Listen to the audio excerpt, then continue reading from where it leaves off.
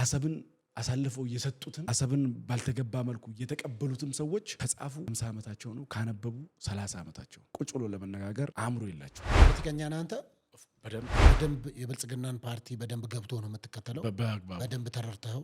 በእርግጠኝነት 100%። ፋኖ የህወሓት ምናምን የምትላቸው ኃይሎች ጥምረት ፈጥረዋል። አንድ የሚያደርጋቸው ነገር ድድብና ሰው እንደ ሶሻል ሚዲያ ላይ ስታየው ባላየው ምን አይነት ውሸታም ሰው ነው ምናምን የምትለው እስቲ አንድ ሰው ጥራ። ሞጣ ቀራኒው እንደሚባል ሰው የሚያስጠላኝም ሰው የለም፣ ባላየውም ብሎ ሰው የለም፣ ውሸታምም ሰው የለም። ብልጽግና ፓርቲ መርሆች አሉት ወደ 6 አካባቢ። መርሆቹ ከ6ም በላይ ናቸው ነግሬያለሁ። አይ ከ6 በላይ አይደለም፣ 6 ናቸው መርሆቹ። ዋነኛ መርሆቹ ከ6ም በላይ ናቸው አይደለም። 1 2 3 እንድል አሁን አንዳንዶች ቢያነሱ የብልጽግና ፓርቲ ደጋፊ እስከሆንክ ድረስ መርሆቹን ማኒፌስቶዎችን የማወቅ ግዴታ አለ። እኩልነት፣ ፍትሃዊነት፣ ጠቃሚነት ምናምን አርሉ መርህ ነው። መርሆቹ የሚወጡት ከማኒፌስቶ ውስጥ ነው። መርሆችን እንኳን አንብበህ ቆያ ሶፊ ውሃ ልደፋት ሞክራ ቆያ ለምን ደፋት? አድምጠኛ እንደዛ ያረከለ ነገር ነው የምናገረው። እንደዛ እኮ ያረከለ ቆይ ልንገርህ። እሺ በቃ ላንሳና አርማውን ንገረኝ እስቲ። ምን አይነት ከለሮች አሉት እስቲ? አላስተውስ። ኦኬ ምን አለው? እሺ ላይ አርማው ላይ አይ ዶንት ኖ ምልክት አለው። ለምሳሌ የሆነ አርማ ያንተን ራዕይ እኮ ይናገራል። ዝም ብሎ አይደለም ስዕል የምትስለው። ነጭ ከለሩ ምንድነው የሚገልጸው ብዬ ብጠይቅ ምንድነው የምትለኝ? ማንበብ አለብኝ።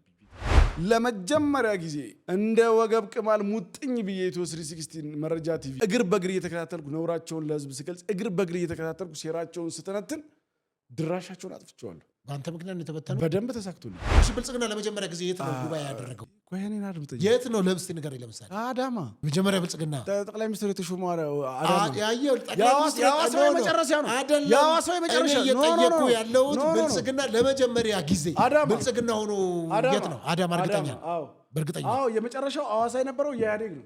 ከዛ በኋላ አዳማ እንደው ግን የእውነት እዛ ስልጥኛ የሚናገር የስልጤ ተወላጅ ሆኖ ኦርቶዶክስ ፕሮቴስታንት የሆኑ ሰዎች አሉ። ፒያሳ ፈረሰ ሲሉ አልሰማም? ካሳንቺስ ፈረሰ ይሏል። እዚህ ጋር ገበታ ቀርቦ እዚህ ጋር መጸዳጃ እያየህ የምትኖርበትን ህይወት ፈረሰ ይሏል። ይሄ ፒያሳ ልጅ ነኝ የሚለው አሜሪካ የሚኖረው ዲያስፖራ ዲያ ላይ ሲያደረቁረን የሚውለው ደንቆሮ መጥቶ ልጆቹንና ሚስቱን ይዞ መጥቶ ስካይላይት ነው የሚያድረው።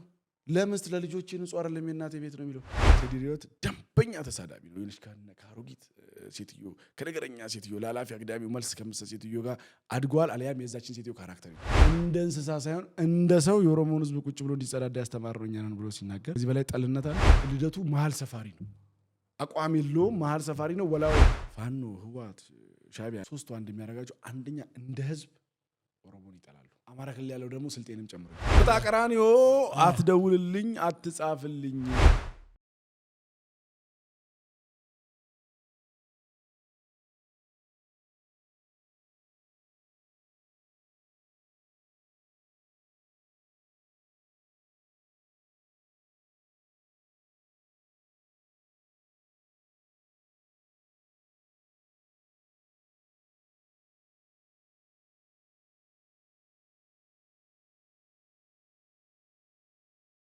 ሰላም ውድ ተመልካቾቼ፣ በመላው ዓለም የምትገኙ ኢትዮጵያውያን ኤርትራውያን፣ እንዲሁም ይህንን ቋንቋ በተለያየ አጋጣሚ እያስተረጎማችሁም እንዲሁም ደግሞ በተለያየ ሁኔታ የምታዳምጡን ሰዎች በሙሉ እንዴት አላችሁ? ሰላም ናችሁ ወይ? እንዲሁም ደግሞ የማይሰሙ ሰዎች በምልክት ቋንቋ የሚናገሩ ወይም የምልክት ቋንቋን የሚጠቀሙ ሰዎችም ይህንን ፕሮግራም እንደሚከታተሉት በተለያዩ ጽሁፎች አስተያየቶች ይደርሱኛል እና ሁላችሁም ስለምትከታተሉን በጣም አመሰግናለሁኝ። እንዲሁም ደግሞ በተለያዩ ጉዳይ እንግዲህ ኢኮኖሚያዊ፣ ማህበረሰባዊ፣ ሃይማኖታዊ ጉዳዮች፣ ፖለቲካዊ ጉዳዮችን በዚህ ያው እናነሳለን፣ እናወራለን። የተለያዩ እንግዶችን በዚህ ጋብዝላችኋለሁ። ስለምትከታተሉን በጣም አመሰግናለሁኝ።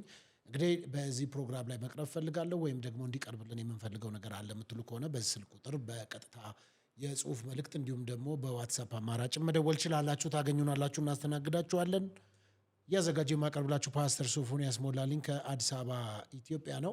ዛሬ እንግዳ ይዤላችሁ ቀርብ ያለው ይዤላችሁ የቀረብኩትም እንግዲህ በማህበራዊ ሚዲያው ላይ በብዙ ተጽዕኖ ፈጣሪዎች መካከል የሚታወቅ ታዋቂ ሰው ነው፣ ወጣት ነው። እንግዲህ በተለያዩ ጊዜ የተለያዩ ሀሳቦችን ያነሳል። ከዛም አንጻር ከሱ ጋር ብናወራ ወቅታዊ ጉዳዮችን፣ የተለያዩ ሀሳቦችን እናነሳለን። የግል ጉዳዮችን ሁሉ እናነሳለን። እሱ ላይ የሚነሱ ነገሮችን፣ ሀሳቦችን አነሳለሁ። ለዛም በዚህ ጋብዤላችኋለሁ። የጋብዝኩላችሁ እንግዲህ በሶሻል ሚዲያ በብዙ ዘርፍ ታውቁታላችሁ። ፖለቲካው ላይ በተለይ በብዙ ሲናገር ይታወቃል። ወጣት ነው፣ ባባን ነው የጋበዝኩላችሁ። ከሱ ጋር ጥሩ ቆይታ ይኖረኛል ማለት ነው። ባባ እንኳን ደህና መጣ።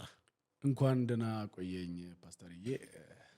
በጣም ደስ ብሎኛል እንግዳም አድርገህ ስለጋበዝከኝ ለመወያየትም እድሉንም ስላመቻቸልኝ አም ሶ ሃፒ። በጣም ወደው ፕሮግራም ነው ያንተ ፕሮግራምና ደስተኛ ነኝ። ቴንክ ዩ በጣም አመሰግናለሁ። እኔም እንግዲህ ጥሪዬን ስሰጥህ ለዛ ፈቃደኛ ሆነ። ያው የኔ ፕሮግራም ይታወቃል፣ አንዳንዶች ለመመለስ ፈቃደኛ አይደሉም። እውነት ካለህ መተህ መነጋገር ነው እና አንዳንድ ሰው ለምን ይሄንን አጠይቀኝ ብሎ የተለያየ ነገር ያነሳል። እንዲሁም ደግሞ አንተን የሚወዱ ሰዎች ተነስተው መጥተው የአንተን ሳይድ የሆኑና ለምን እንደዚህ ብሎ ይጠይቀዋል የሚል ነገር ያነሳሉ። ሁሉንም ነገር ስጠይቀ ፈቃደኛ ነህ አንተ? በአግባቡ እኔ በምን አምናለሁ መሰለህ፣ ይሄ ቴብል ብዙ ነገሮችን ይፈታል። በመነጋገር የማምን ሰው ስለሆንኩኝ ለወዳጆቼ ለሚቃወሙም ሰዎች መልእክትም እንዲሆን የምፈልገው ምንድነው አት ኤኒ ጥያቄዎችን ታነሳለህ መልሳለሁ። በጣም ጥሩ አመሰግናለሁ። እንግዲህ ካነሳን ጥሩ ነው። እስቲ ከዚህ ልጀምር። ብዙ ጠይቄው አላቅም፣ እንደው አንተ ብዙ ስትናገረው ስለማልሰማ የተለያዩ ሰዎች ከተለያየ ቦታ ይሰጡሃል። አንዳንዱ ከዚህ አካባቢ ነው፣ አንዳንዱ ከዚህ ነው፣ ከዚህ ብሔር ነው፣ ከዛ ነው የሚል አለ። ጥሩ እንኳን ተነሳ። የት ሀገር ልጅ ነህ? እኔ ኦልሞስት ምን መሰለህ ብዙ አይነት ግምቶች ይቀመጣሉ። ከለሬን የሚያዩና ብዙ የሚሰጡ ነገሮች አሉና እኔ ስልጤ ነኝ። ኖርማሊ በብሔረሰብ ማንነቴ የብሔረሰብ ማንነቴ ተወልጄ ያደኩት ወራቤ ነው። እሺ አዲስ አበባ በጣም ረጅም ጊዜ ሆኖኛል።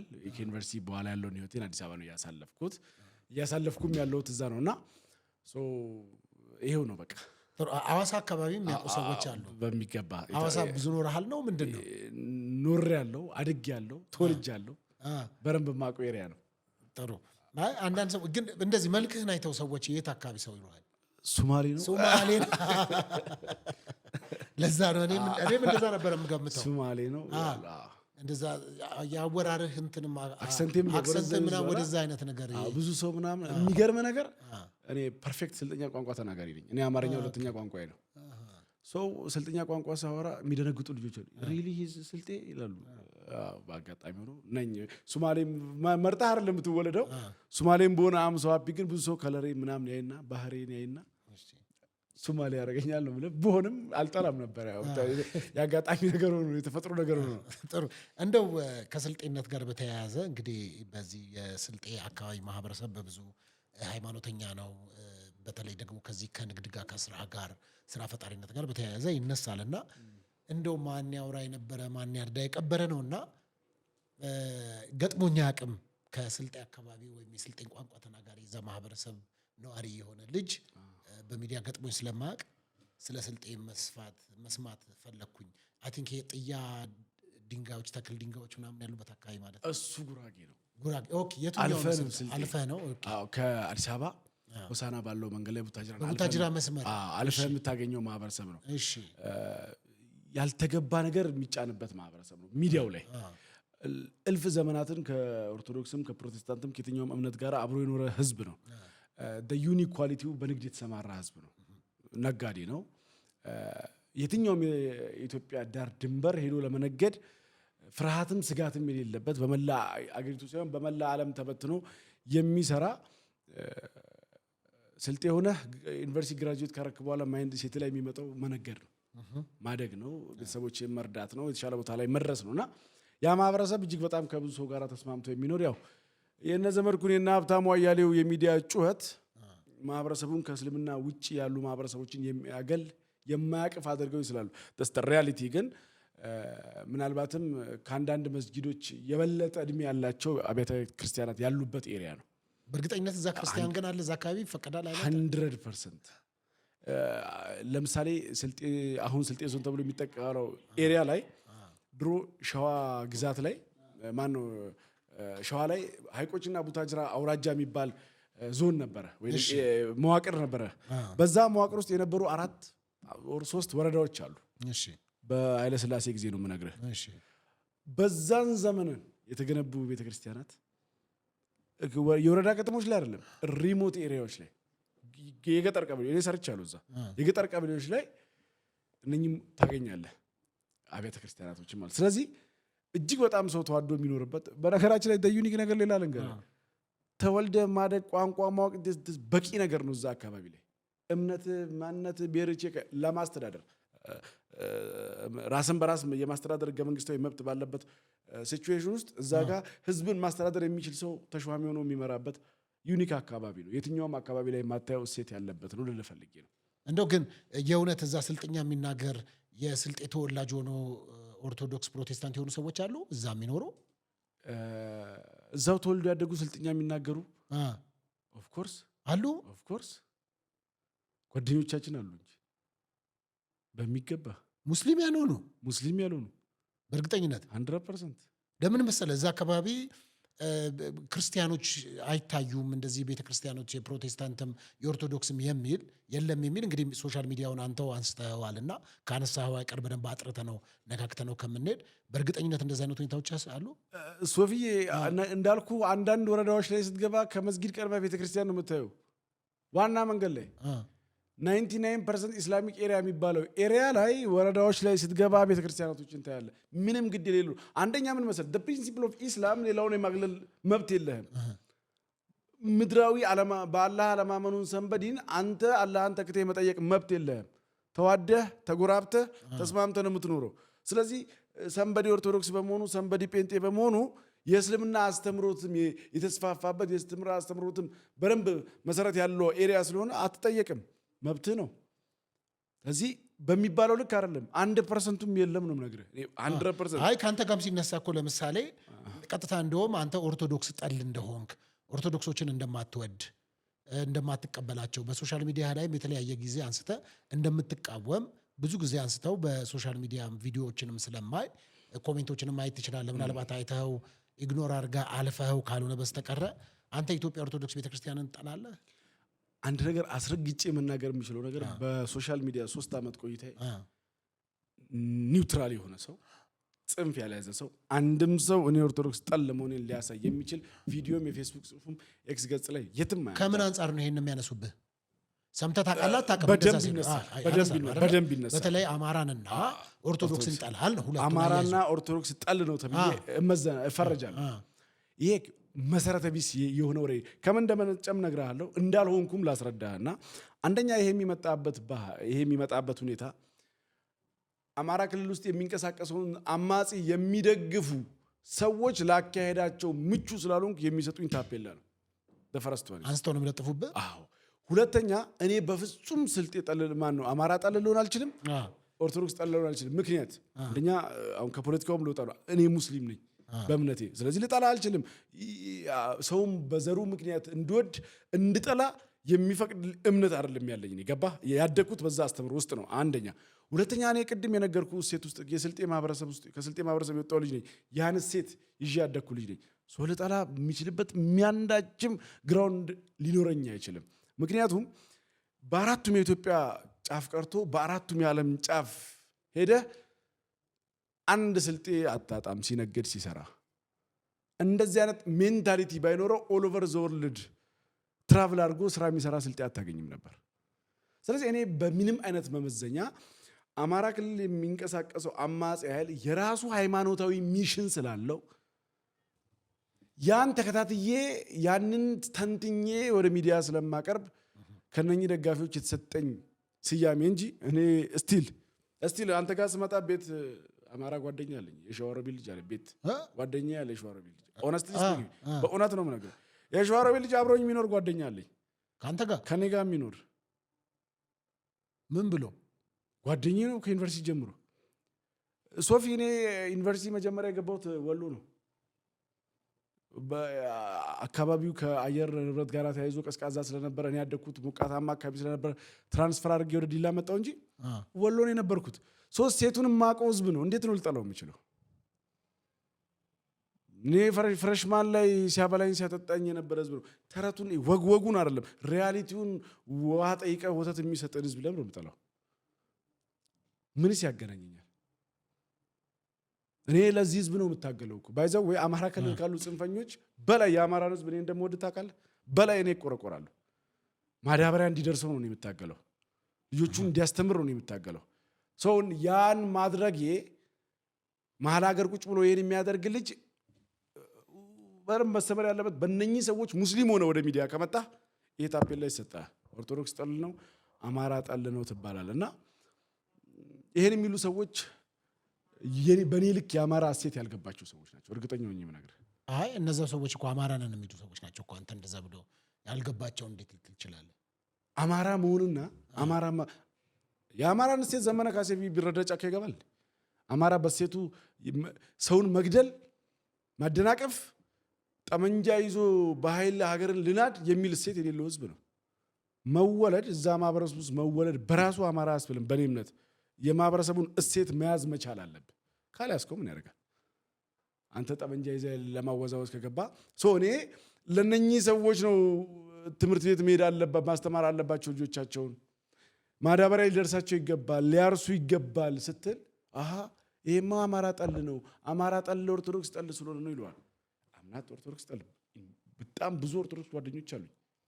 ውጭ ባለኝ ግንኙነት ኖርማል ራንደም በህይወቴ ላይ ብታየው ከሙስሊም ጓደኞቼ የኦርቶዶክስ ጓደኞቼ ይበልጣሉ። ሆነስትሊ ስፒኪንግ በደንብ ይበልጣሉ ነው የምልህ። ቤስት ፍሬንዶቼ ምን የኦርቶዶክሶች ናቸው። ስለዚህ ለምን ጥላቻ ሊኖረኝ ይገባል? ጥላቻ ቢኖረኝ ከጓደኞቼ ነው የምጀምረው። የአማራ ጥላቻ ቢኖረኝ ቤቴ ነው የምነግርህ እኮ። ቤቴ አንተ ጋር ስመጣ ሸኝቶኝ የሄደው ጓደኛዬ፣ መኪና ይዞ የሄደው ጓደኛዬ የሸዋሮቢት ልጅ ነው። ዲላ ዩኒቨርሲቲን ከ2008 እስከ 2000 ትራንስፈር ካረኩበት እስከ 2012 መጨረሻ ድረስ አብሮኝ የተማረ ከዛ በኋላም ጓደኝነታችን ያልተቋረጠ ነው እና መሰረተ ቢስ ወሬ ነው እንትን ነው ሪዝን ይዘው ማርከም እኔን ከሚዲያው ማስቀረት ወደኋላ ማስቀረት ቻሌንጅ ማድረግ ሲከብዳቸው ፖለቲካል ኢሹዎችን ይዞ መጥቶ ዲቤት ማድረግ ሲከብዳቸው እየሰጡኝ ታፔላ ግን ታዲያ እዚህ ላይ እስቲ አንተ አንዱ አሁን እንግዲህ ስለ ስልጤ ብሔረሰብም አንስተ እየተናገርክ ስልጤ ብሔረሰብ ማለት እንደዚህ ነው እንደን እስቲ ስልጤነትና ኢትዮጵያዊነትን አንተ እንድታወራል ይፈልጋል። እኔ ባይሰውቤ ምን ሲባል ተሰማለህ? እኔ ስልጤነትና ኢትዮጵያዊነት በፍጹም የማይጋጭበት ሰው ነኝ። እስቲ ለምሳሌ በምን አስረዳኝ። አንድ ሪያሊቲ ልንገርህ መጀመሪያ ወደዚህ ከመምጣት በፊት። እሺ ኢትዮጵያዊነት ከክቡር ጠቅላይ ሚኒስትር ዶክተር አብይ አህመድ መምጣት በኋላ በብዙ ዘንድ የሰረጸ ነገር ነው። በኔ ጀነሬሽን ያለ ትውልድ ከኢትዮጵያዊነቱ ይልቅ ብሔሩን እያጠነጠነ እንዲያድግ በካሪኩለም ደረጃ ተቀርጾ ሲኖር የነበረ ነው። በዛ ካሪኩለም ውስጥ አድጌ እኔ ኢትዮጵያዊነቴና ስልጤነቴ ተጋጭቶብኝ አቅም አንደኛ እኔ ስልጤነቴ ከየትኛውም የኢትዮጵያ ብሔር ብሔረሰቦች 1% የኔ ስልጤነት ይበልጣል የሚል አመለካከት የለኝም። 1%ም አያንስም።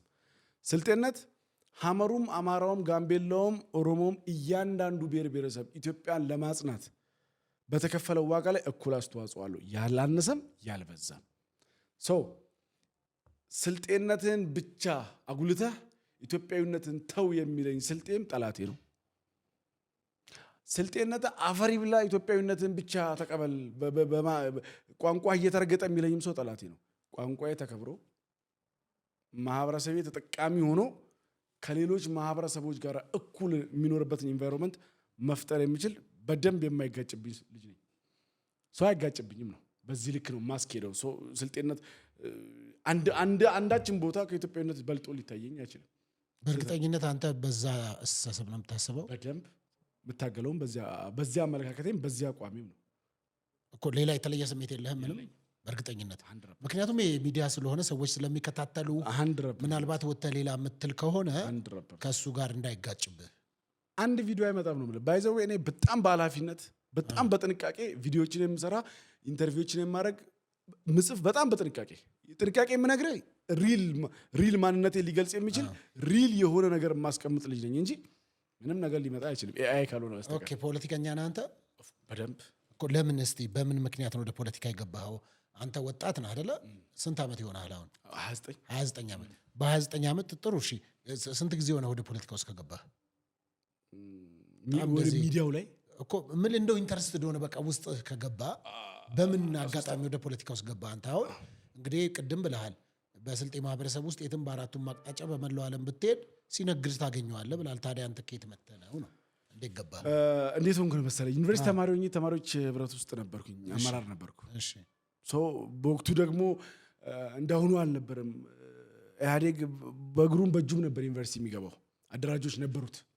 ሶ ፖለቲካ ዩኒቨርሲቲ ላይ ስለዚህ እዛ የኢህአዴግ አባል ነበር ካንተም የተማሪዎች ህብረት ፕሬዚዳንት የተማሪዎች ህብረት ውስጥ ሆነ ከገባ ዩኒቨርሲቲ ውስጥ እጁም እግሩም ገባ ካልክ ቆያ ላስረዳ ረግጧል ማለት ነው በእጁም በእግሩም ላስረዳ እሺ ተማሪዎች ህብረት አመራር የምትሆነው አንዱ ክራይቴሪያ ከየትኛውም የፖለቲካ አባል ነፃ ስትሆን የፖለቲካ ድርጅት አባልነት ነፃ ስትሆን እሺ እኔ እያልኩ ያለሁት ተማሪዎች ህብረት ውስጥ ስገባ ቢሮክራሲን ትለምዳለህ እሺ ቢሮክራሲን ስለምድ ፖለቲካን ትለምዳለህ ፖለቲካል መጽሐፎችን ማንበብ ጀመርኩ ኢንተረስትድ ሆንኩኝ ዋና የገባውበትን ፖይንት እኔ አንድ ሾው ላይ መሰለኝ እነግርሃለሁ አንድ ሾው ላይ አንስቼዋለሁ እሺ ሰው እኔ ግራጁዌት አደረኩ ያም ሆነና ግራጁዌት አደረኩና አቃቤ ጎኜ ተመደብኩ እሺ ስልጤ ዞን ከሚገኙ ከተማ መስተዳድሮች አንዱ ላይ አቃቤ ጎኜ ተመደብኩ እሺ አቃቤ ጎኜ ማያቸው ሚዲያው ላይ የማያቸው ነገሮች እጅግ በጣም ሚዛናቸውን የሳቱ ነገሮች ናቸው በወቅቱ ኢትዮ 60 እና መረጃ ቲቪ በደንብ ይደመጥ ነበር እሺ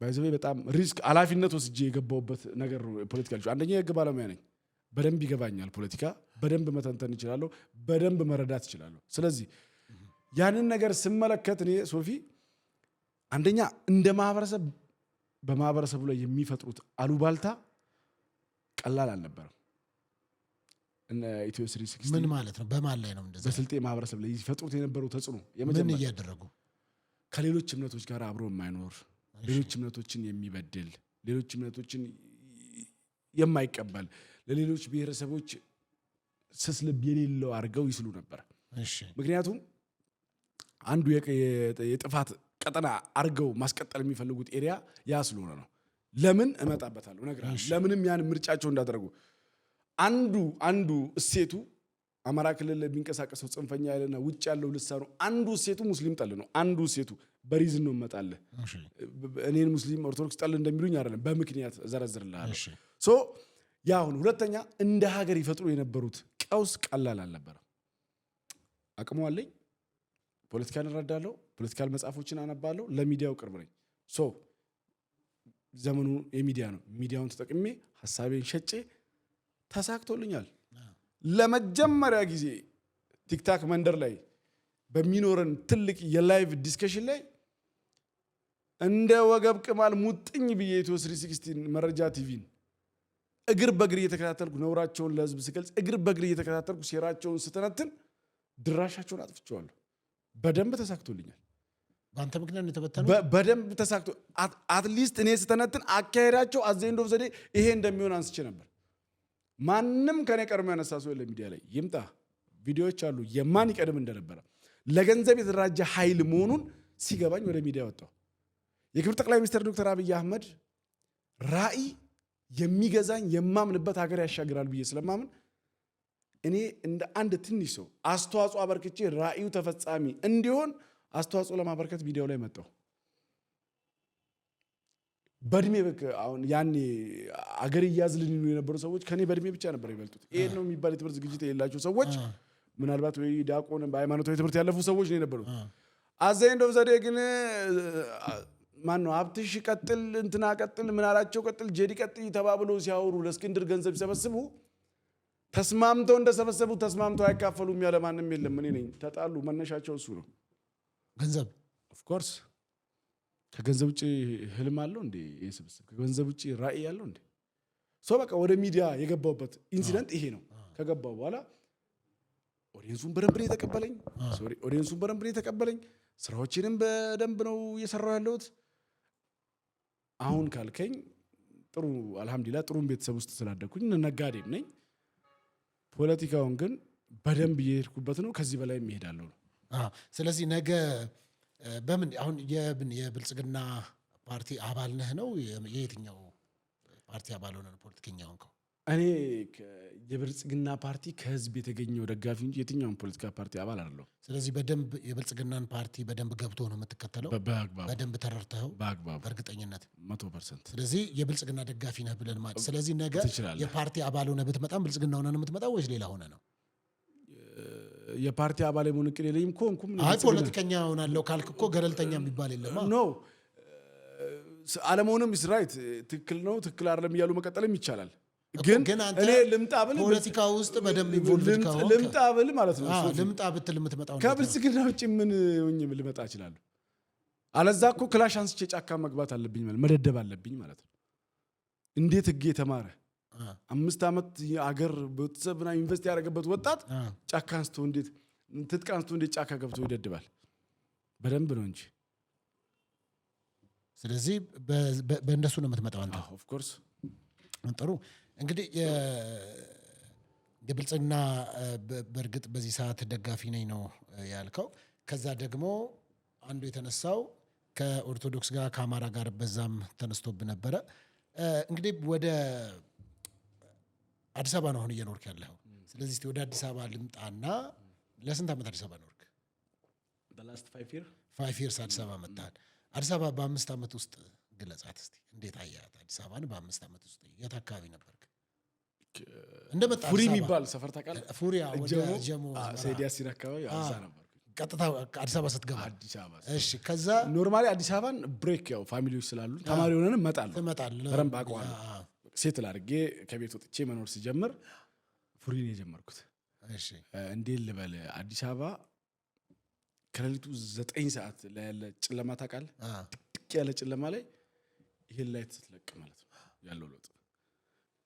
ጨለማው ላይ ስልክህን ማንሳት በማትችልበት ጨለማ ውስጥ የነበረ ነገር ድንገት መብራት ወለል ሲል ፀሐይ ሲወጣል ነው። ከዚህ ሪል ሚራክል አለው አዲስ አበባ ከተማ ላይ ነው። የዛሬ 5 ዓመት ማድረግ የማትችለው ነገርና አሁን አዲስ አበባ ውስጥ ማድረግ የምትችለው ከለውጡ ጋር በተያያዘ።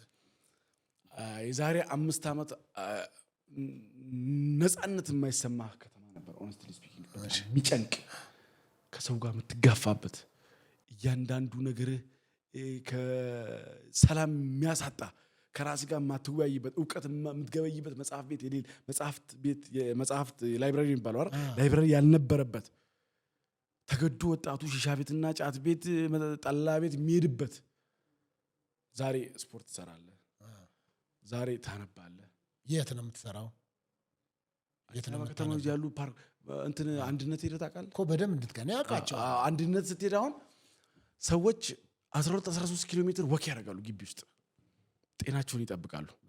ኮሪደሩ እኔ በደንብ አንድ ነገር ልንገርህ፣ አዲስ አበባ ውስጥ ላይ በጣም የሚያስገርሙ ሰዎች የዋሽንግተንን ኮሪደር ልማት መጥቶ ለኔ የሚያሳየኝ ጓደኛዬ አዲስ አበባ ሲሰራ የሚቃወመው የመቃወም ሱስ ያለበት ስለሆነ ነው። አንድ ሁለተኛ፣ አሁን ያለው አዲስ አበባ ከተማ ላይ ያለው ለውጥ ለአዲስ አበባ ሕዝብ ክብርት ከንቲባ አዳነች አቤቤ ሞፈርና ቀንበር ገዝተው ሰጥተውት አስፋልት ይረስ እንዴ? ለቱሪስት ሳቢ ታደርገዋለህ ከተማውን። ከቱሪስት በሚገኘው ገቢ የከተማው ነዋሪ ገቢውን ይደጉማል፣ ገቢውን ከፍ ያደርጋል። ከቱሪስት የሚገኘው ገቢ ታክስ በርደኑን ሉዝ ያደርግለታል ለከተማው ነዋሪ። ይሄን የመሰለ ከተማ ገንብተህ በአፍሪካ በዓለም 4ኛ ወር 3ኛ የፖለቲካ መናገሻ የሆነች የዲፕሎማሲ ከተማ የሆነች አፈር የበላች ከተማ የነበረችው ዛሬ ለኑሮ ምቹ ነው። መንገድ አሁን ካለንበት ቦታ ቦሌ ለመውጣት 30 ደቂቃ በቂ ነው። ትችላለህ። በቀጠርከኝ ሰዓት እኔ እመጣለሁ። ትላንት ቢሆን ለሊት 11 ሰዓት አልነሳም። ቅርብ ነው የኔና ያንተ ሰፈር በግዛት አዲስ አበባ ላይ ያለው። ሁለተኛ ሰዎች የሚገነዘቡት ሆኖ መሰለህ ኮሪደር ልማቱ ብቻ ነው። ኖ አዲስ አበባ ከተማ ትልቁ አንዱ ለውጥ እኔ ክብርት ከንቲባ አዳነች አቤቤ በጣም የምትገርመኝ ነገር ልንገርህ። የጠቅላይ ሚኒስትሩን ራዕይ ተረድታ ወደ መሬት የቀየረች ሴት ናት። ወደ ተግባር እየቀየረችም ያለች ሴት ናት። አንተ የምታስበውን ነገር ኃላፊነት ሰጥተው የሚፈጽምልህ ሰው ማግኘት ከባድ ነው። ባይዘው የጠቅላይ ሚኒስትሩን አመራሮችን የሚያይበት አይን የንስር ነው የምለው ብዙ ጊዜ ለዚህ ነው። አዳነችን ሰሌክት ያደረገበት አይኑ የንስር አይን ነው ጎበዝ። ሰው አዲስ አበባ ከተማ ላይ ከኮሪደር ውጭ ያለውን ለውጥ ምንድን ነው ባባውት ላይ በቃ ከምነግርህ በላይ ቢሮክራሲ ቀንሷል። ምን ማለት ነው የቀነሰው? የት ለምሳሌ በፊት ከለውጡ በፊት አንድ አጎት ነበረኝና አዲስ አበባ ከተማ መኪና ይዤለት አጎቴ ብሬክ መጥቼ ነው። እሺ አዲስ አበባ ከተማ መስተዳድር ጉዳይ ነበረውና ሄደን ወዳጄ ጀነት ለመግባት ካለው ሰልፍ ይበልጣል ሰዎች በሰልፍ ገነት ይገባሉ ጀነት ይገባሉ ቢባል ሊኖር ከሚችለው ሰልፍ የበለጠ ሰልፍ አዲስ አበባ ከተማ አስተዳደር ከንቲባን ለማናገር ያለው ሰልፍ ይበልጣል ነው ማለት። ይሄ ሁሉ ሰው ምድር መሰለ ቀበሌ፣ ወረዳ፣ ክፍለ ከተማ ቅሬታ ሰሚ ተበድሎ አድማጭ ያጣ የነበረ ህዝብ ነው። ዛሬ ፊክስድ ባለ ጉዳይ ማገልገያ የሆኑ ቀኖች እስከ ቀበሌ ድረስ ተቀምጦ አትሊስት 50+1 እንደው አጋነንከው ካላልከኝ 80% የሚሆነው የአዲስ አበባ ነዋሪ አቤቱታ በየደረጃው ባሉ መዋቅሮች በአግባቡ ይፈታሉ። በዛም ያረካ ሰው ከንቲባዋን ለማግኘት የ3 ቀን ሰልፍ አይደለም የ3 ሰዓት ሰልፍ አይጠበቅበትም፣ አግኝቶ ይገባል ማንም ሰው። ዛሬ አዲስ አበባ ከተማ የተፈጠሩ ውጤቶች የተፈጠሩ አመራሮች ለህዝባቸው ግልጽ ናቸው። ማታ ይሰሩ አናይም። አዲስ አበባ ከተማ የተሰራው የኮሪደር ልማት ከሚያስገኘው ትሩፋት ከሚያስገኘው ቤኔፊት ባሻገር እኔ የምመለከተውን አንድ ነገር ልንገር። እሺ የስራ ባህልን አልቀየረም። የግል ህንፃ የሚሰሩ ፕሮጀክቶች የግል ኮንስትራክሽን ፕሮጀክቶች በማታ አይሰሩም። ዛሬ ሌሊት ላይ ሰራተኛ ማን ነው የፈጠረው? ይሄን ጠቅላይ ሚኒስትሩ። በእርግጥ ራሱ የጉልበት ስራን ምናምን የሚሰሩ ሰዎች የቀን ሰራተኛ ነው የሚባለው ካስታወስክ። አሁን ሌሊትም እየሰሩ ስለሆነ ገና ስም አልወጣላቸው ገና ሉካስ አልወጣላቸው የቀን ሰራተኛ ቢታወቀው ቀንም እኮ ሙሉ አይደለም እኮ ለምሳ የምትሸራረፍ ሰዓት አለ ይችላል ሲያለቅጥ ይውላል። እንደምንም 11 ሰዓት ይሞላለታል። ጣና ብሎ ስራ ሰርተካው ዛሬስ በሽፍት ይሰራል። የስራ ባህልን ቀየረ። ይሄ ኮሪደር ልማት ካስገኘው ትርፍ ባሻገር የስራ ካልቸራችንን ቀየረ። የስራ ባህል ተቀይሯል። ከዛ በተረፈ አመራሮችንም በብዙ እኔ ቅርብ ነኝ መሰለኝ እንደዚህ የሚሰሩ ኮንስትራክሽኖች አካባቢ ነው የምኖረውና ስነዳ ስወጣ ስገባ ስቱዲዮ ማምቼ ስገባ አመራሮች ታያቸዋለ ኖርማል አብረቅራቂ ነገር ለብሰው ሰራተኛው መካከል በደንብ ቼክ ያደርጋሉ ጠዋትና ማታ። አሁን የማይሰራ አመራር ቶለሬት ታደርጋለች ከንቲባዋ? የለም ለዛ ነው ምን እኮ ሚራክል የሆነ ለውጥ ነው ያለው። ይሄንን ለውጥ ለመመልከት አንድ ነገር ብቻ ነው የሚጠበቅብህ፣ ከጽንፈኝነትና ከኢሳያስ አፈወርቂ ተላላኪነት ወጥተህ መመልከት ነው። መስፈርቱ ነው። በተላላኪነት በጠላቶቻችን ተላላኪነት ውስጥ ሆነ የግል ካዝናን ስለመሙላት እያሰብክ ይሄን ለውጥ ልትመለከተው አትችልም። አቢቢ ኖረህም አትችልም። አንድ ነገር ልገር፣ በጣም የሚያስገርመኝ ነገር ፒያሳ ፈረሰ ሲሉ አልሰማም? ካሳንቺስ ፈረሰ ይለዋል። እዚህ ጋር ገበታ ቀርቦ እዚህ ጋር መጸዳጃ እያየህ የምትኖርበትን ህይወት ፈረሰ ይለዋል። እንደዛ የሚለው እኔ ፒያሳ ልጅ ነኝ የሚለው አሜሪካ የሚኖረው ዲያስፖራ ሚዲያ ላይ ሲያደነቁረን የሚውለው ደንቆሮ መጥቶ ልጆቹንና ሚስቱን ይዞ መጥቶ ስካይላይት ነው የሚያድረው። ለምስት ለልጆቼ ንጹህ አይደለም የእናቴ ቤት ነው የሚለው። እሱ ለልጆቹ መኖር የተጠየፈበትን ህይወት እናቱ ግን እንድትኖረው ይመርጣል። የእያንዳንዱን ዲያስፖራ ኃላፊነት ነው ባይዘ ብልጽግና ያቀልለው። ከእምነትም አንጻር የእያንዳንዱን ዲያስፖራ ሀቅ ነው ጠቅላይ ሚኒስትሩና ከንቲባ አዳነች አቤቤ የተወጡት። ፋክት ራሱ ገዝቶ ቤት ሊቀይራት የተሻለ ቦታ ሊያኖራት ሲገባ አይ ይላል። ከንቲባው እኮ እንዳሉ ትክክል እኮ ነው። እኔ ጓደኛዬ እኮ አኩርፎኛ ቃል ታውቃለህ እንዴት እንትን በባለፈው ዙር እንትን ወጥቶለት ኮንዶሚኒየም እንኳን ደስ ያለ አላልከኝም ብሎ አኮረፈኝ። በልማት ተነሱና ወንድሞቹ ማለት የሚኖሩበትን ቤት ነው ያውቀዋሉ። ወንድሞቹ ደግሞ በልማት ተነስተው ኮንዶሚኒየም ሲሰጣቸው መንግስት በድለን አለኝ። ይሄው ሰውዬ ራሱ ለራሱ ሲደርሰው እንኳን ደስ ያለ አላልከኝም በጋል አረድከም አለኝ። እኔ ነግሬ ቴክስት ጽፌለ እሱ ወጥቶ ድልቅቅ ብሎ መኖር ጀመረ። ኮዬ አራብሳ ገብቶ ቤተሰቦቹ ሲነሱ ለቤተሰቦቹ ደግሞ ይኖሩ አንድ ግቢ ላይ 7-8 ቤተሰብ ይኖሩ የነበረው ላይ የተሻለ ነገር ሲሰጣቸው አየህ መንግስት ለኮሪደር ልማት ብሎ አነሳቸው ቤተሰቦች ይላል። ጤነኛ አይደለም ሰው። መቃወም ሱስ የሆነበት ትውልድ እየተፈጠረ ነው። ሁሉ ነገር ውሃ ቀጠነ ብሎ የሚል ትውልድ እየተፈጠረ ነውና እኔ አዲስ አበባ ከተማ ለውጥ እኔ ተወላጅ ያልሆንኩት ጥቂት ጊዜ የኖርኩት እኔ የአዲስ አበባ ወጣት ሊነቃ ይገባል። በማንም ኑሮን ባሟላ ኑሮን ባደላደለ ዲያስፖራ መተናል መቻል የለበት። መስራት አለበት። ኢኮኖሚ መቆጣጠር አለበት። ፖለቲካል አስተዋጽኦ ጤናማ የሆነ የፖለቲካ ተሳትፎ ሊኖረው ይገባል። የበይ ማለት ዳር ሆኖ ማየት መቻል የለበትም። ልማቱ ላይ መሳተፍ አለበት። ኢኮኖሚው ላይ መሳተፍ አለበት። ሀገር ግንባታው ላይ መሳተፍ አለበት። ነው ወይ አይደለም? ጠቅላይ ሚኒስትሩ ባለፈው ሲናገሩ ሰምተህ እኮ ነው እየተሻማን ነው፣ ከሺሻ ቤት እየተጋደልን ነው፣ ከጫት ቤት ወጣቶችን የምናወጣው አለ። ያለፈው ስርዓት ደግሞ ገፍቶ ነበር እዚህ ውስጥ የሚከትህ ጥያቄ እንዳታነሳ ገብቷል። ጥያቄ እንዳታነሳ ጥያቄ እንዳትሆን ሺሻ ቤት እንደ ጫት ቤት ኤቭሪ ነገር ኦፕን ነበር የሚደረግልህ። ዛሬ ከዛ መሀል ነው እንደውም አንዳንድ አረቄ ቤቶችም እየተዘጉ ነው የሚል ዜናዎችንም እያየን ነበር። እንደውም አንዳንድ ዜናዎችን አይቻለሁኝ ካስታወስክ፣ እነዚህ አረቄ ቤቶች ይዘጉ ምናምን የሚል አንዳንዶችም እንደውም የአዲስ አበባ ለውጦች ሲናገሩ አንዳንዶች ድሮ የተለያየ ድራፍት ቁጭ ብለን የምንጠጣባቸው የነበሩ ቦታዎች ወደ መጽሐፍት ቤት ወደ ማጥኛ ትውልድ የሚቀረጽበት የተቀየሩ የሚሉ ልብስ ሰምቻለሁ። የታዘብኩት ጸሐፊ በጣም ንግግሩ ጥሞ ከህይወት ጋር እያጣጣምክ የምትሰማው ሰው ስሙን ማንሳትም ስለማያስፈልግ ቤተ መጽሐፍት በመገንባቱ ከጠላ ቤት የተሻለ ቫልዩ የለውም የሚሉ ሰዎችም አሉ። ታፍራለህ።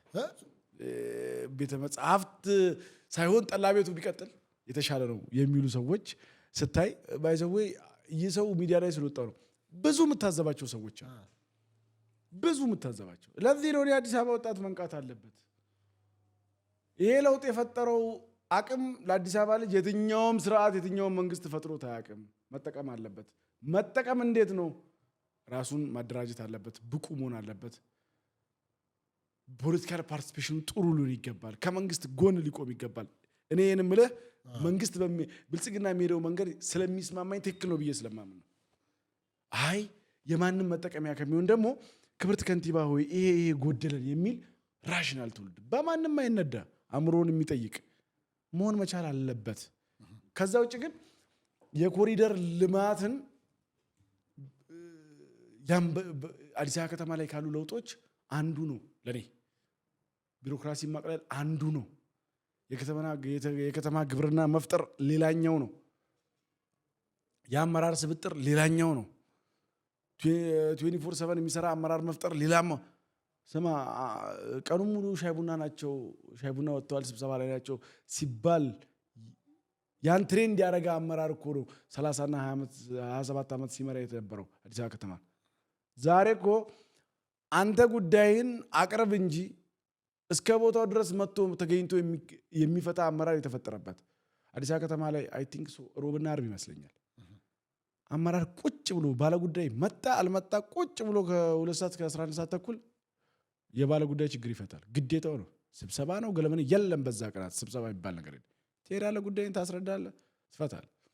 ከዛ ውጭ ከመንግስት እይታ ውጭ ሆኖ በሶሻል ሚዲያ እንኳን ለሚነሱ ህገወጥ ተግባሮች ፈጥኖ ምላሽ የሚሰጥ ከተማ መስተዳደር እኮ ሰዎችን ሴት እማደንቃት ጠቅላይ ሚኒስትሩን የመረዳት አቅሟን ጭምር ጠቅላይ ሚኒስትሩ ባይዘው ኮሪደር ልማት ብላ ብላ የምትለውን በሙሉ ጠቅላይ ሚኒስትር ከሆነ በኋላ ያቀደው አይደለም። ጽሁፎቹን፣ ጆርናሎቹን፣ መጽሐፎቹን ይቀደም ብለ ያለመውን ነው እየተከበረ ያቀደውን ነው እየተከበረ ያለው። ለእኔ ጠቅላይ ሚኒስትሩ እና የፖለቲካ አካሄዱ በደንብ እመጣበታለሁ በኋላ። ጠቅላይ ሚኒስትሩና አካሄዱ ኢትዮጵያ በምትፈልገው ሰዓት የምትፈልገው መሪ ያገኘችበት በዘመናዊ ኢትዮጵያ እድለኛ የሆነችበት ወቅት ነው ለኔ ተስፋክት። ጥሩ እንግዲህ እንደዛ ካልክ በዚሁ አጋጣሚ እንደውም እሳቸውንም ገልጻቸው ብትሄድ ደስ ይለኛል። እኔ ጠቅላይ ሚኒስትሩ ሶፊ ቢያንስ 1-2 ጠቅላይ ሚኒስትሮችን አይተናል አይደል? ከክብር ጠቅላይ ሚኒስትር አብይ አህመድ በፊት እኔ ደግሞ ልጨምርልህና ደርግንም እንጨምር ስለምናነብ ስለምንጠይቅ ስለምንሰማ ምንስማማባቸውን ታሪኮች እናንሳ። የጋራ የሚያስማሙን የነገስታቱን ታሪክ እናምጣና ኢትዮጵያን ከአጼ ቴዎድሮስ እስከ አብይ ስንነግር በ4 መሰረታዊ ነገሮች ለኔ አብይ ይለያል። እሺ ኢትዮጵያን በዘመኗ ከመርመር የመጀመሪያው ደፋር ነው ሚንስ ዓላማውን ከግብ ለማድረስ ኢትዮጵያን ለማበልጸግ በሚራመድበት ወቅት የጠላቶቹም የባንዳዎቹም ጩኸት ፈቀቅ ያደርገው፣ የወዳጆቹም ሆይሆይታ ሸብረክ ያደርገው። አብይ አህመድ ሁለተኛው ትልቁ ኳሊቲው አንፕሪዲክቴብል ፖለቲከኛ ነው። አንፕሪዲክቴብል ፖለቲሻን ነው። የማይገመት ፖለቲከኛ ነው። ዝም ብለህ ሚዲያ ላይ እንደቀረበ ኢንተርፕሬት አድርገህ እንዲህ ሊል ነው ብለህ የምትለው ፖለቲከኛ ነው። ይሄን ሊሰራ ነው የምትለው ተገማች አይደለም። እያንዳንዱ ተገማች አይደለም የሚሉ ሰዎች ፖለቲከኛ ባልሆኑ ሰዎች የሚገመቱ ናቸው። ተገማች አይደለም። ሶስተኛ ይሄ የማስመሰል የፌዝ የውሸት አይደለም።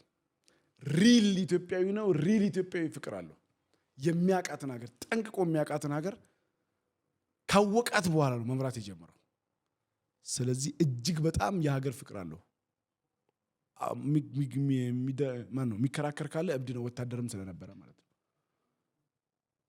የሀገር ፍቅሩ እልፍ ነው። የሚገርም ነው።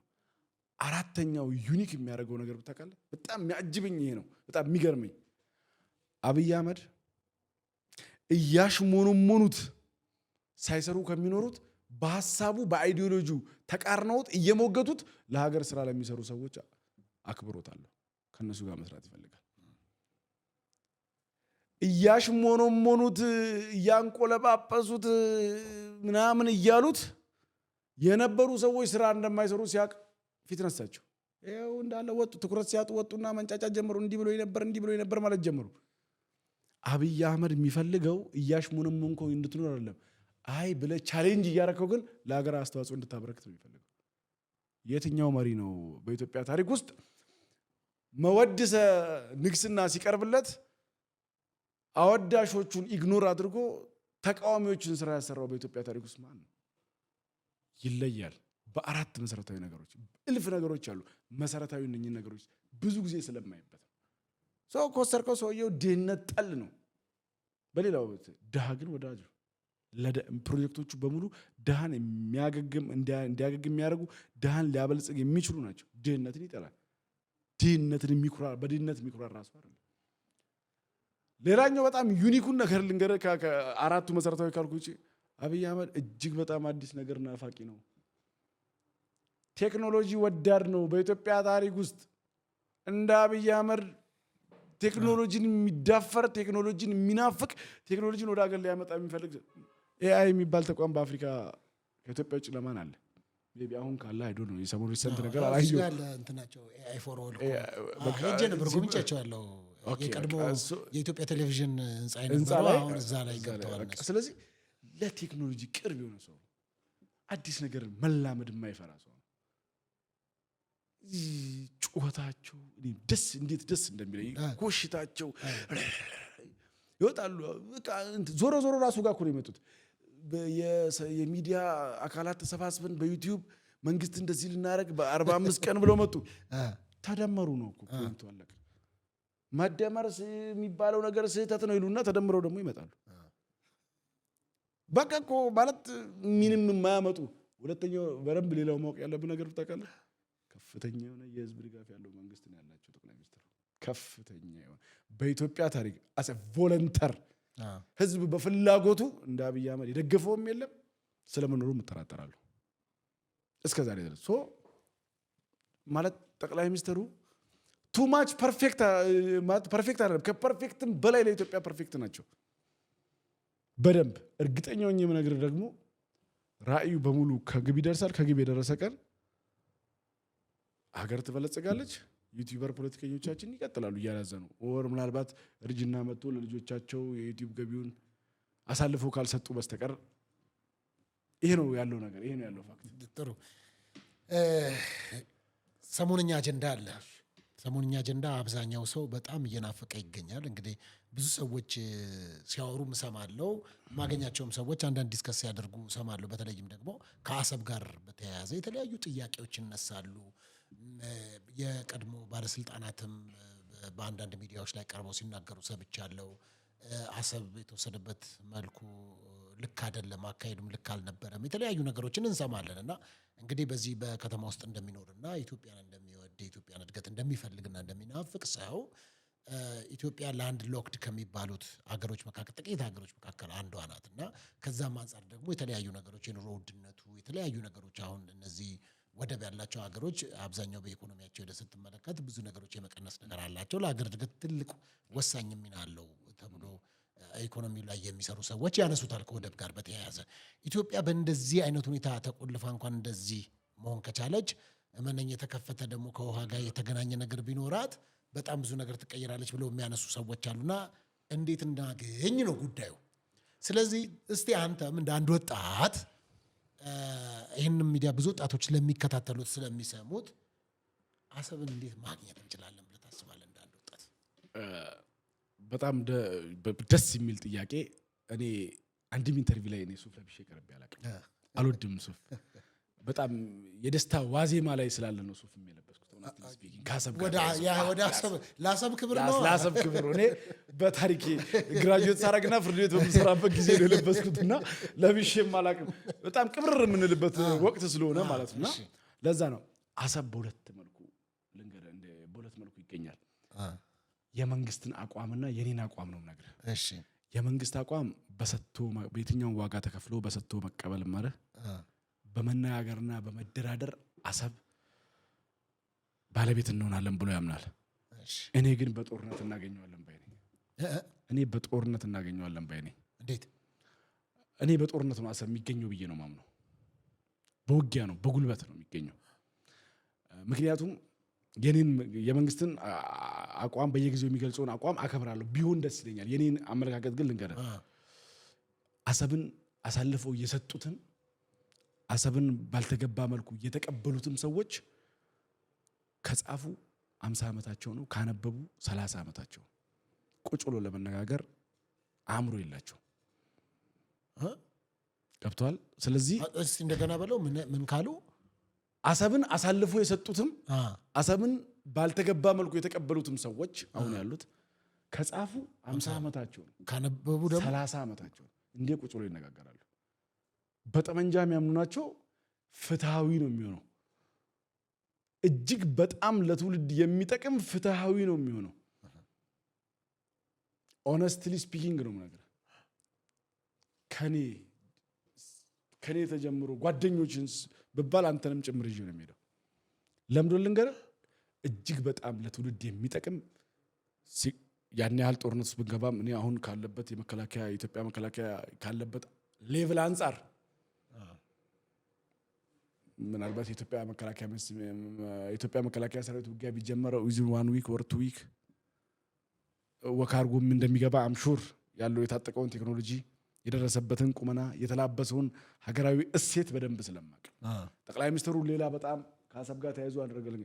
ጠቅላይ ሚኒስትሩ እጅግ በጣም ከሰሯቸውና ትልቅ ለውጥ ካመጡባቸው በንስር አይናቸው ትልቅ አመራር ከመረጡባቸው ቦታዎች አንዱ የሀገር መከላከያ ሰራዊት ነው። በኢህአዴግ ጊዜ የሀገር መከላከያ ሰራዊት ግቢ ውስጥ አብዮታዊ ዲሞክራሲ ጋዜጣ በአይሱዙ ተጭኖ ገብቶ ይራገፍና ወታደር እንዲያነብ ይደረግ ነበር። ዛሬ ወታደር የሚሸት ቋንቋን የተላበሱ ፊልድ ማርሻል የሚመሩት ሰራዊት ያለው ስለ ፖለቲካ ምንም ደንታ የሌላቸው የህዝብን ሉዓላዊነት ለማስከበር በቁርጠኝነት የቆመ ስማ 27 ዓመት እኮ በዚህ ምስኪን ህዝብ ጸሎት ነው በማታው ክፍለ ጊዜ ሳንወረር ያለፈው። በፈጣሪ ገዛ ያለፈው 27 ዓመት እኮ ብንወረር በማታ እንኳን የሚያጠቃር ለሚከላከል አየር ያልነበረን ሰዎች ነን።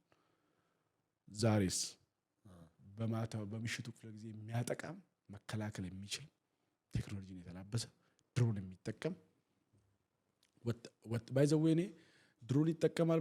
ኒኩሌር መጠቀም አለበት ሀገር መከላከያ ሰራዊት። ሀገራ እንደሚታደገው ሀገራ እንደሚጠብቀው ዱንያ ላይ አለ የተባለ ወታደራዊ መሳሪያ በሙሉ ሊኖር ይገባል ካለውም በላይ።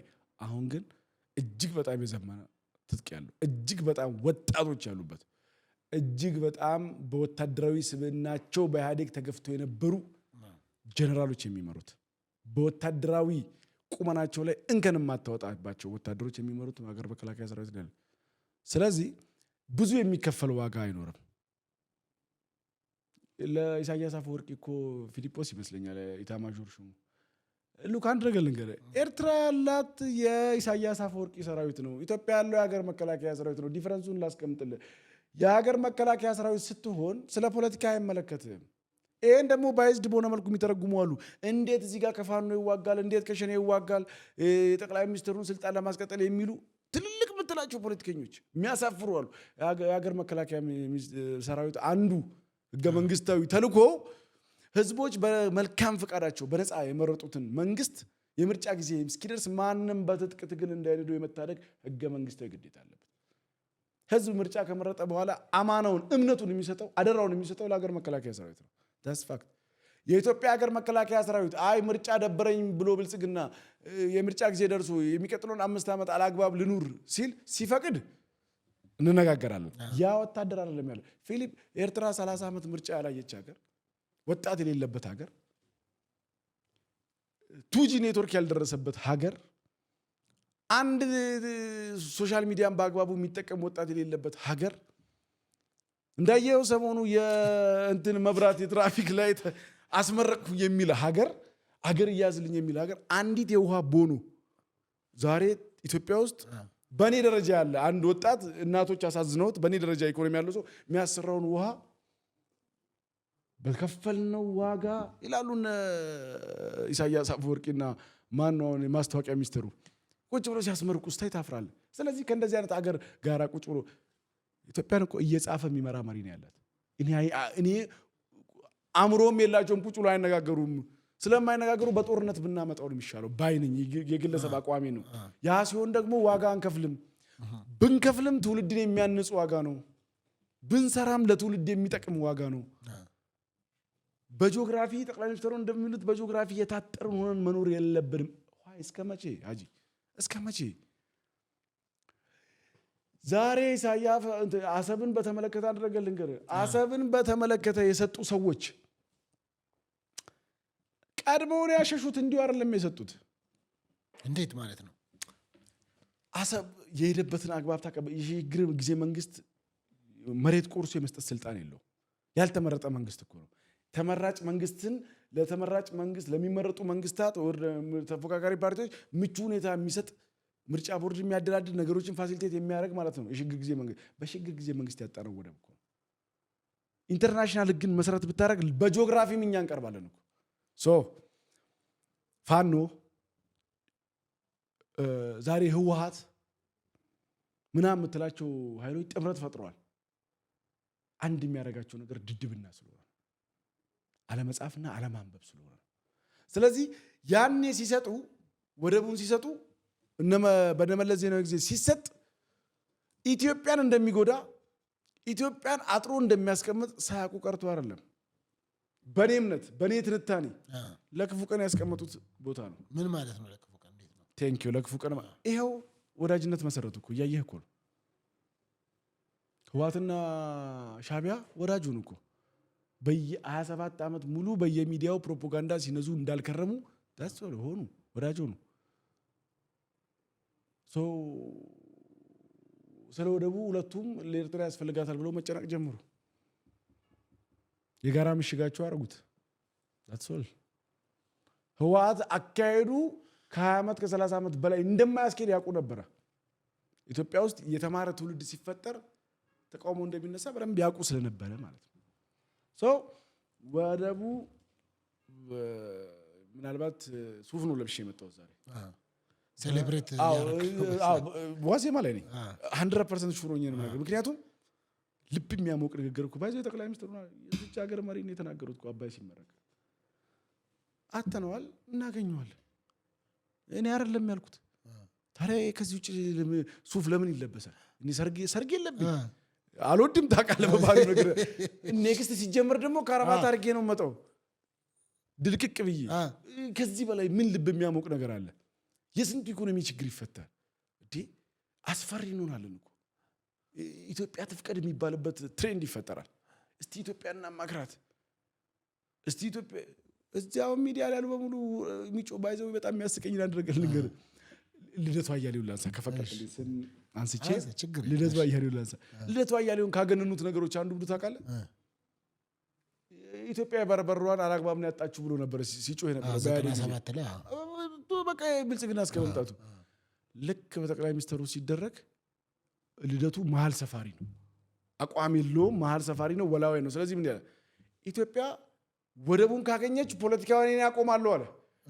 በዚህ መንገድ ከሄደች አታገኝም፣ በዚህ መንገድ ታገኛለች ነው ታርጌቱ። ምን መሰለህ?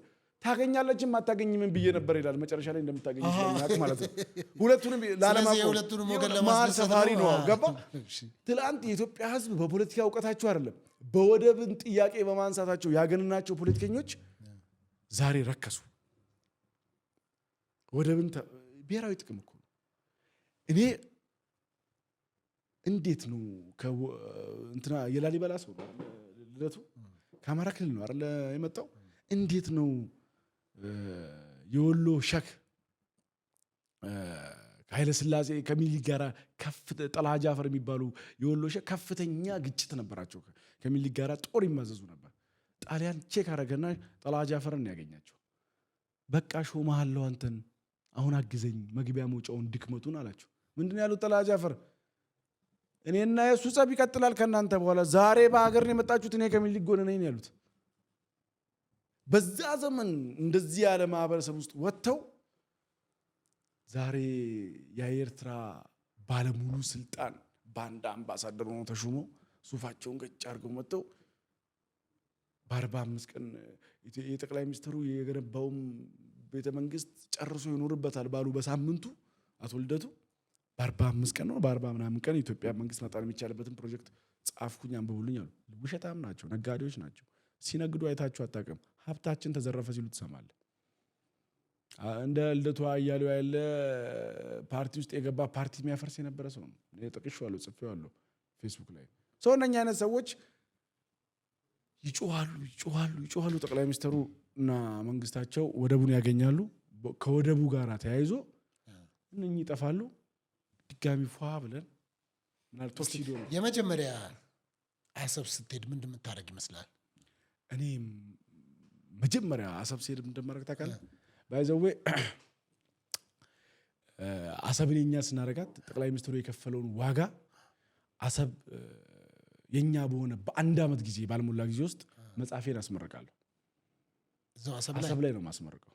ጠቅላይ ሚኒስትሩ ኢትዮጵያዊ ባንዳዎች የሸጡትን ወደብ ኩሩ ኢትዮጵያዊ ያስመለሰበትን አግባብ እጅግ በጣም እያነበብኩ ነው፣ እየተከታተልኩ ነው፣ እየመዘገብኩ ነው። በአመቱ አስመርቃለሁ። ትኖራለህ። ጠርቻለሁ፣ ሁላችሁንም ጠርቻለሁ። ኦነስትሊ አሰብ ላይ ወንድማችን ባባ መጽሐፍ ያስመርቃል በደንብ። ጠቅላይ ሚኒስትሩ በአግባቡ ክሬዲት ሊሰጣቸው የሚገባ ነው። እዛ ባህሩ ዳር አካባቢ ይታያል። ዊሽ አደርጋለሁ።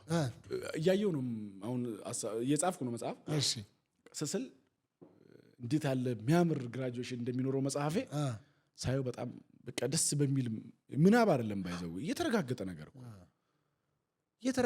ነገር ነው። ጠቅላይ ሚኒስትሩ ለመሰለ ማምኑ ጠቅላይ ሚኒስትሩ ብሎት ያልሆነ ነገር የለም ኢትዮጵያ ውስጥ። አደርጋለሁ ብሎ ያላደረገው ነገር የለም። ይሄ የተለየ አይደለም። ከሰራቸው እልፍ ስራዎች ነዳጅን ጋዝ ኢትዮጵያ ያወጣለሁ ብላ ቀረች ያሉ ተንጫጩ። ድንገት ቡም አረገው። እየሰራ ጸጥ ብሎ ይሰራ ነበር። ታንጫጩ። አንዴ ነዳጅ ብሎ ሰጣቸው። አያ እኔ በጣም ወድለት እኮ ለነኚህ እኮ ግሳንግሶች አንድ ቀን ሚዲያ ላይ አጀንዳ ይሰጣቸዋል። 4 ዓመት ያወራሉ። የኛ ሀገር ተቃዋሚዎች እኮ ለመንግስት አጀንዳ ሰጥተው ያውቁ። አቅሙም የላቸውማ። ከካፓሲቲያቸው በላይ የሆነ መንግስት ነው ያለው። እንዴት ነው አንተ አጀንዳ ሊሰጡት የሚችሉትና?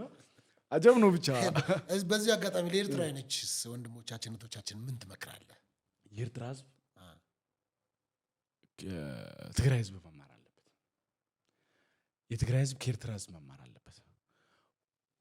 ዳይሬክትሊ ወደ ጥያቄ ስመጣ የኤርትራ ህዝብ ራሱ ነው ይህንን ግሳንግስ የሞተ ሽማግሌ ቀብሩን ማፋጠን ያለበት፣ ሞቱን ማፋጠን ያለበት። አለበለዚያ ሰውየው ሲሞት ልጁን ተክቶ ነው የሚሞተው። ይቀጥላል ትሬንዱ። የኤርትራ ህዝብ ከጭቆና ከባርነት ለመውጣት ዋጋ መክፈል አለበት። ሪል ተጨቋኝ ነው ዓለም የሚያውቀው። የዓለም በሮች በሙሉ ተዘግተውበት እኮ ኢሳያስ ሲኖር ጠቅላይ ሚኒስትሩ ወደ ስልጣን ሲመጡ ኢትዮጵያ ውስጥ ያለው ለውጥ ለምስራቅ አፍሪካም ለጭቁን የኤርትራ ህዝብም እንዲያገለግል ብለው ብዙ ሞክረዋል። ጠቅላይ ሚኒስትሩ አይደለ ዲሞክራሲ የሚባል ነገር ካነሳ፣ ውይይት የሚባል ነገር ካነሳ ኢሳያስ ጠላቱ ነው። ወዳጁ የምትሆነው ከዛው አየው። ጠቅላይ ሚኒስትሩ አይሆንም ሎክ አረገ። የኤርትራ ህዝብ ተደራጅቶ ይህን ስርዓት ግብዓተ መሬቱን ማፋጠን መቻል አለበት። ካለበለዚያ እየተጨቆነ በኢሳያስ የነበረው በአብርሃም ይቀጥላል። አብርሃም ይመስለኛል ልጁ ይቀጥላል። ይሄ እንዳይሆን ሁል ጊዜ ኤርትራ በመልካም ሳይሆን በመጥፎ ጎን በምስራቅ አፍሪካ ጉዳይ እየተነሳችም ስትኖር እንደ ዜጋ ሊያማቸው ይገባል። እዛ ጋር ያለው ማንጋርዶን የኢሳያስ አፈወርቂ ጠባቂ የሚባለው ወታደር ከህዝብ ጎን ሆኖ ይህንን አፈር የበላ መንግስት ማስወገድ መቻል አለበት። ባይዘዌ እንደ ኢሳያስ ያለ ዓለም የመሰከረላቸው ጨቋኝ መሪዎች ጋር ለማስወገድ የኤርትራ ህዝብ ተሻግሮ ከደቡብ አፍሪካ ካለ ኃይል ጋር የትም ካለ መንግስት ጋር ቢሰራ ባንዳ አያስብለውም። የኤርትራን ህዝብ የነጻነት ታጋይ ነው የሚያስብለው። ባንዳ የሚያስብለው ባንዳ የሚሆነው የሀገርን ጥቅም ለማስከበር የሀገርን ብሔራዊ ሉዓላዊነት ለማስከበር እንደ ጠቅላይ ሚኒስትር አብይ አህመድ የሚሰራን መንግስት ከጠላት ጋር ሆነ እንቅፋት ስትሆንበት ባንዳ ይባላል። እንደ ኤርትራ ያለ መንግስትን ጨቋኝ አረመኔ ለሀገሩም ለጎረቤቶቹም የማይበጅ አንተ እንዴት ነው በእናትህ እንትን እኮ ይሄ ክፉ ሰዎች ይበረክታሉ ምድር ላይ። እኔ ወላሂ ግራ ይገባኛል። ክፉ ሰዎች በጣም ይቆያሉና እኔም ሪል የእውነት ፊሊንግ ልንገር አንድ የጌታቸው ያለው እኔ ሁሌም የሚሞት ይመስለኛል። አሁን እኔ ነኝ የተጠጋሁት ያሉት ማለት እኛንን እያረጀን ያለነው ሰውየው አያረጅም። ሸበጡን አድርጎ የሆነ ብዙቶቹን ለብሶ ምናምን ታየዋለህ። ቤቢ ፌስ ሆኖ እድሜውን ከነመለስ በላይ ነው ምናምን። ወንድሞቹን በሙሉ ቀብሯል፣ ጓደኞቹን በሙሉ ቀብሯል። የስንት ሰው ደም አለበት። ታዲያ የኤርትራ ህዝብ ተነስቶ ከዚህ ሰውዬ ጋር በጠመንጃም በዱላም በምንም ቢፋለም ቁጭ ብሎ ከሚሞተው ሞት በላይ ይሞታል እንዴ? አይሞትም። ቁጭ ብሎ ከሚሞተው የኤርትራ ህዝብ በዘመኑ እፎ ያለው መቼ ነው ታውቃለህ? ጠቅላይ ሚኒስትር ዶክተር አብይ አህመድ ኤርትራ የገቡ ጊዜ እንዲህም ይቻላል እንዴ እንዲህም መውጣት ይቻላል እንዴ ያለ ኤርትራዊ ጓደኞች ነበሩ እና ተለያይቶ ከፋሚሊ ጋር ቆይቶ ሄደ ቤተሰቦቹ ጋር። ኢትዮጵያ እንደዚህ ነው እንዴ የምትኖሩት አለ። እንዲህ ከመንግስት ጋር የተሳሳክ የተጫወትክ ይኖራል እንዴ እንደዚህ ብላም ነገር ይሄ በቃ የወራት ጊዜ አንድ ወር የሁለት ወር ጊዜ የነበራቸው በዘመናቸው ያን ደስታ ነው እያጣጣሙ 7 ዓመት ያሉት የኤርትራ ህዝቦች። አያስወግድም የኤርትራ ህዝብ እዚህ ኢትዮጵያን ድንበር ኤርትራ ህዝብ አንድ ነገር አያይዤ ልንገር። እዚህ ስደተኛ ኢትዮጵያ የሚገባ ስርዓት የለው ስደተኛ ምነፍ ነው ኤርትራ ማለት ነው። ልክ ኢትዮጵያ ድንበር ሲገባ ዲሲ የገባ ይመስል ፈጣሪውን ሙስሊሙን ክርስቲያኑን ፕሮቴስታንቱም አመስግኖ ከገባ በኋላ ወንድ ያጫውተዋል። እዚህ ሲገባ መጠጡን ይጠጣል። እዛ ቢራ በቁጥር ነው ገብቷል። እንጀራ በቁጥር ነው። ከጠገብክ ደረትን ትነፋለህ መንግስት ላይ አይሆንም። እዚህ መጥቶ ውስኪውን ምኑኑ መታ ያደርጋል። ባይዘው በረንብ ማወቅ ያለበት ኢትዮጵያዊ ማለት ነው። ኢሳያስ አፈወርቂ ኢትዮጵያን የሚያተራምሰው ከኤርትራ ህይወት መሯቸው ኢትዮጵያ ገብተው በስደተኛ እንዴትም አሜሪካ ገብተው በሚረዱት ገንዘብ ነው። ብዙ ባለጌዎች አሉ። ብዙ ባለጌዎች ኤርትራዊ ስደተኞች ብዙ ባለጌዎች በዚህ በኢትዮጵያ ማለት ነው። ሲገቡ ተቀብለናቸው ወደ ፈለጉት አገር እንዲሄዱ ደግሞ የስደተኛ መስፈርት አሟልተው እንዲሄዱ ምቹ ሁኔታ ፈጥረንላቸው ደግሞ ኢትዮጵያ እንድትፈርስ ለኢሳያስ ገንዘብ ይሰጣሉ። አንድ ነገር ልንገርህ፣ በጣም የሚገርም እኮ ነገር ነው። ኢሳያስ አፈወርቂን አውሮፓ አሜሪካ ያለ ኤርትራዊ እንደዚህ ነው ስናገረው ካንተ እኩል ከኔ እኩል የሚናገር መሰለ? ኖ በኢሳያስ ጉዳይ ትምጣ ስለ ኢትዮጵያ እናወራ ነው የሚለው። ነፈዝ ኢትዮጵያዊስ አብይ አህመድ ይላል ከኢሳያስ አፈወርቂ ጋር ቁጭ ብሎ ጭቆና ውስጥ ባርነት ውስጥ የሚኖረው ህዝብ ባርነት ጭቆና መሆኑ ገብቶት ግን ከነን ኤርትራዊ ጋር መንግስቱን ሐሜት ውስጥ መታገል አለ ማማት አይፈልግም። ኢትዮጵያዊሳ ከነን ኢትዮጵያዊ አይደለም ጭራሽ የታሪክ ዝምድና ከሌለው ኢትዮጵያዊ ጋር ቁጭ ሌላ ህዝብ ጋር ቁጭ ብሎ ከባንግላዴሽ ጋር ቁጭ ብሎ የኢትዮጵያ መንግስት ለማፍረስ የሚያስብ እኮ ነው። አረ ያለመታደላችን እኮ ማርሻል ያሉት እኮ ትክክል ነው። ለመቀጠር የተዘጋጀ እኮ ነው የኢትዮጵያዊ ቅጥረኛ። ኤርትራዊ እኮ ቅጥረኛ ቢኖራት ነው ድሮ በምስራቅ አፍሪካ ያሉ መንግስታት ኢሳያስን ያስወግዱት ነበር። ድሮ ከና አብይ መምጣት በፊት ቅጥረኛ የለ ኢትዮጵያዊ ለመቀጠር ዝግጁ ነው ያሉት። ትክክል ነው ልል ፈልጌ ነው። ጥሩ እንደው ኢትዮጵያውያን ሊያረጉት የሚችሉት እና ኤርትራውያን ደግሞ በኤርትራ ሊያረጉት ከማይችሏቸው ነገሮች እስቲ ማለት ሁሉም ነገር ምን ማለት ነው? አንድ የሚያደርገን ነገር መተንፈስ ነው። በለችን የተፈጥሮ አየር መሳብ ነው አንድ የሚያደርጋል። ከዛ ውጪ መብትህን አትጠይቅም። የፍትህ ስርዓት የሚባል ነገር የለም።